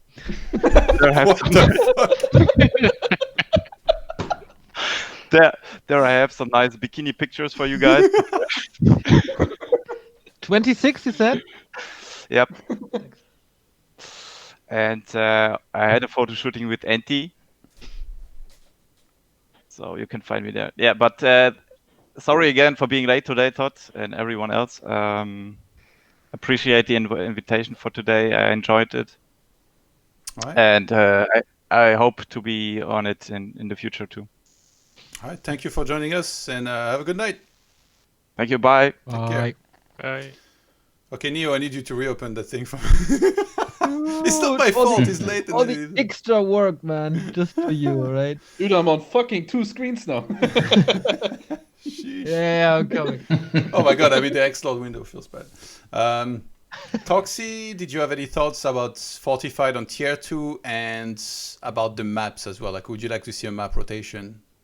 Fortified, I think it's too strong the way it is, but if you nerf it, I must say that against Night Elf, like, it's gonna be a nightmare for the Orc. So I have no way to really fix it. Like, maybe make it an upgrade that goes in 2 phases, like one on tier 2 that's less good than it is right now, and something on tier 3. But I don't know. Like, they're just gonna get abused by Huntresses run by so hard if you nerf Fortified. About the maps, I think there's a problem because some races don't really have weaker maps, while some other races have especially matchups on certain maps that are literally unplayable. So for example, I think what makes Orc so strong in this meta is I can't really think of a bad Orc map, honestly. But there's a ton of matchups with Elf that I don't want to play on certain maps, like, I don't know. I mean, new maps would always be a good thing, but they have to be high quality. Like, I mean, as much as I like to win on Amazonia, I don't think it's such a high quality map. Like, it doesn't add that much to the meta and to strategies. It doesn't really create exciting games. Like, you have an expo with like infinite gold, and Yeah. I don't know. It's just like it's rather stale, the games you get there sometimes. I think about Fortified is like a combination of things as well. It's like Fortified plus speed scroll, you know. I heard there's a few rodents on the ladder. Like, yeah. Neo, would you like to see new maps as a caster, like for? I talked and heard so much about maps. I'm kind of sick of that topic, to be honest. But Just summarize it. New maps are always good, but I rarely give much thought about it. That's not really like I'm not too Warcraft smart for it. But new maps are usually always good. In the beginning, they suck because they always get banned. But after a while, they're oftentimes the most balanced. Like when Last Refuge was introduced, it quickly became the most favored one. Now it's the same for CH and Northern Isles. Yeah. So yeah, sure, why not? Elron McBong 421 asked, question to all. When are we all going to stop pretending that it's fine and sort of okay what Blizzard did to this game and the community you all, pro players and casters, worked so fucking hard for to keep alive? Why did everyone stay still over time? Greetings and love to all of you. I feel like this is directed to Neo. Yeah, I'm very calm about it. The Blizzard chill. I hold back all the time because I know that big things are coming. I know it's all gonna be good. This is just pretty much a long April's Fool, and they will. I can't talk about it. I'm under NDA, but yeah. Sorry for. Oh my god. Sorry if you think that I'm not vocal enough about it. I don't know what to do. I think my roommates will kick me out if I'm louder. Yeah, like even louder. I mean, like, what do you expect? Like, what are you supposed to do? I mean, do you want to abandon the game again? Like, or not again, but like, do you want to abandon the game? I mean, you don't like. I really like to play this game, and just because Blizzard is not going a direction that we all would like to see, it's probably the worst decision to leave the game because of that. Because honestly, it's good to hear something from Blizzard, and maybe if it's not like the direction that they're heading towards to right now. I remember times like 6, 7, 8 years ago where there was like basically absolutely nothing in this game anymore, and those times were actually even worse compared to now. So yeah, it's important to appreciate what we've got as well, I guess. Yeah. All right, let me scout quickly for questions. I haven't been keeping up too much with the chats. My question, what to do against Spada Rifle Blood Mage Mortar as Undeads? It's so strong. No comment.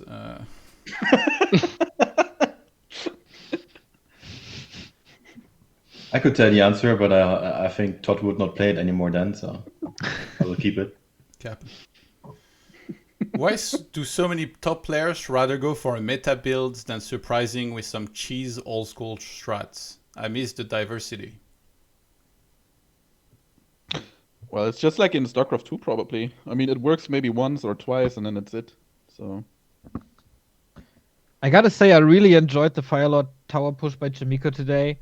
That was the sickest hard counter. Like, he knows that Farseer will creep, that he will be low hit points. And he also predicted that the burrow will be out of range. Yeah. Because if he does that push and the burrow is close to the gold, like the gold, you've lost the game already. So he basically predicted the exact creep route and the burrow placement, and he just killed him. They know each other really well, so yeah, I can totally see that. But it was really refreshing to have a game that doesn't last 20 minutes. I think I saw a statistic by this WGL Team League, and the shortest game last playday was like 13 minutes or something out of all these games, including 2 and 2.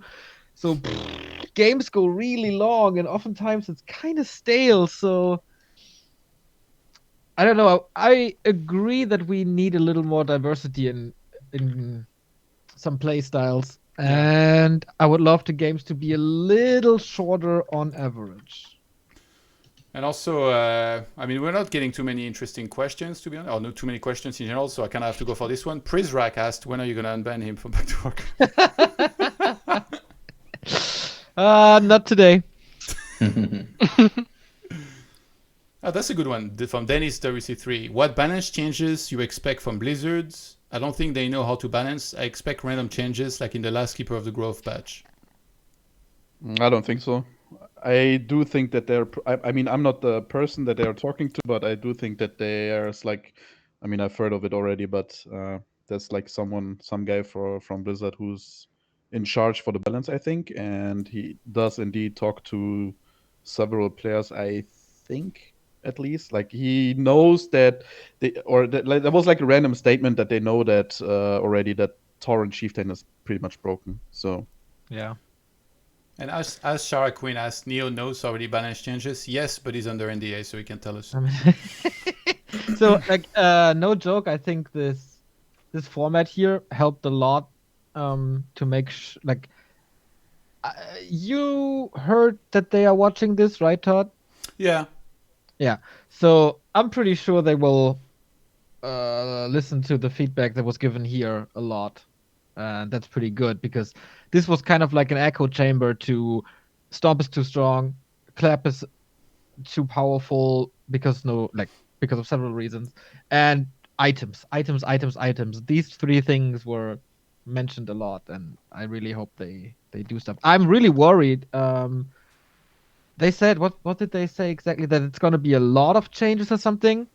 Beefy update, they say. And they also said Zog Zog at the end, and that really doesn't make me optimistic. No, but last time they changed so much was the worst meta we ever had, probably. Yeah. So I would I would love to see balanced baby steps, but more frequently, instead of like a huge bunch of changes thrown at us, because we know exactly where that leads to. Yeah. All right, guys. I think we've been at this almost 3 hours and a half. So thank you so much for joining me. I'm going to let you go to bed soon and hang out with your beautiful cats in the back. Let's do some shout outs. Where can people follow you? Give me everything where you want people to follow you, whether it's Twitter, OnlyFans, Patreon, Facebook, VK, whatever it is. Juan, go first. Yeah, for Twitter, it's at VanV77.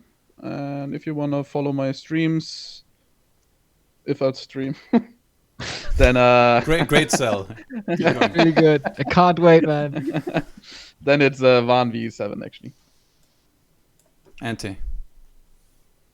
On Twitter, you find me at Reforged Enter. You find me on Twitch at Reforged Enter, and you can also visit the mouseboards.de homepage for further information. We have a logo there where the player information is set. And yeah, have a check. Zero enthusiasm in your voice, but at least you did the plug right for your team. Good job. When are we going to see you in those cups, by the way? Oh, never. Toxie. Well, I must confess I'm not the biggest media social media guy, so you don't really have any way to follow me anywhere. But shoutouts to Clan France and Copy Fox, one of your Twitch viewers, Todd. And thanks for having me on the show. It was really, really fun. Yeah, and see you in the ESL Meisterschaft for the other ones. Thank you That for was a joining beautiful us. one. Neo? You can find everything at Back to Warcraft. We are on Facebook, Twitter, Instagram, Twitch, YouTube, and we have a homepage as well. It's backtowarcraft.com. If you like to hear about weird, emo, indie, hardcore rock music, it's at Yannis Official on Twitter for my personal shit. Well, sometimes you're tweeting about Warcraft 3 stuff as well, right? Yeah, I yell at the Blizz developers. It's like a mixed account. Go and follow him, guys. And like Back to Warcraft, you guys have a very busy schedule, right? Like you're casting close to everything. Tomorrow at 1 p.m. we continue with the CC Masters. Then on Thursday and Friday we're back at 10 a.m. with the WGTL to see UMedGo 018. Saturday we have our own cup where you should sign up for. It's on the homepage as well. And on Sunday we're back with the ESL Open Cup. So content every day pretty much. All right, guys. Thank you so much for joining me. I wish you a good night. I'll put all of your info under the video on the YouTube. And I wish you all a good night, and I'll see you next time. Enjoy, mate. Bye-bye. Peace. All right, fun show yet again with these guys. Always a good time. And thank you to everybody who joined me here on the live on Twitch, or who listened to this on a podcast or on YouTube as well. So yeah, again, thanks to these guys for joining me, and make sure to check out the links in the video on the YouTube, which will be easily findable on my YouTube channel, youtube.com/ToDGaming. If you guys are listening to this on a podcast, really, I think if you enjoy listening to this from these guys and me, make sure to just follow everybody. It's always nice to build up a following, and then just keep providing you guys with amazing games, tutorials, streams, all of that.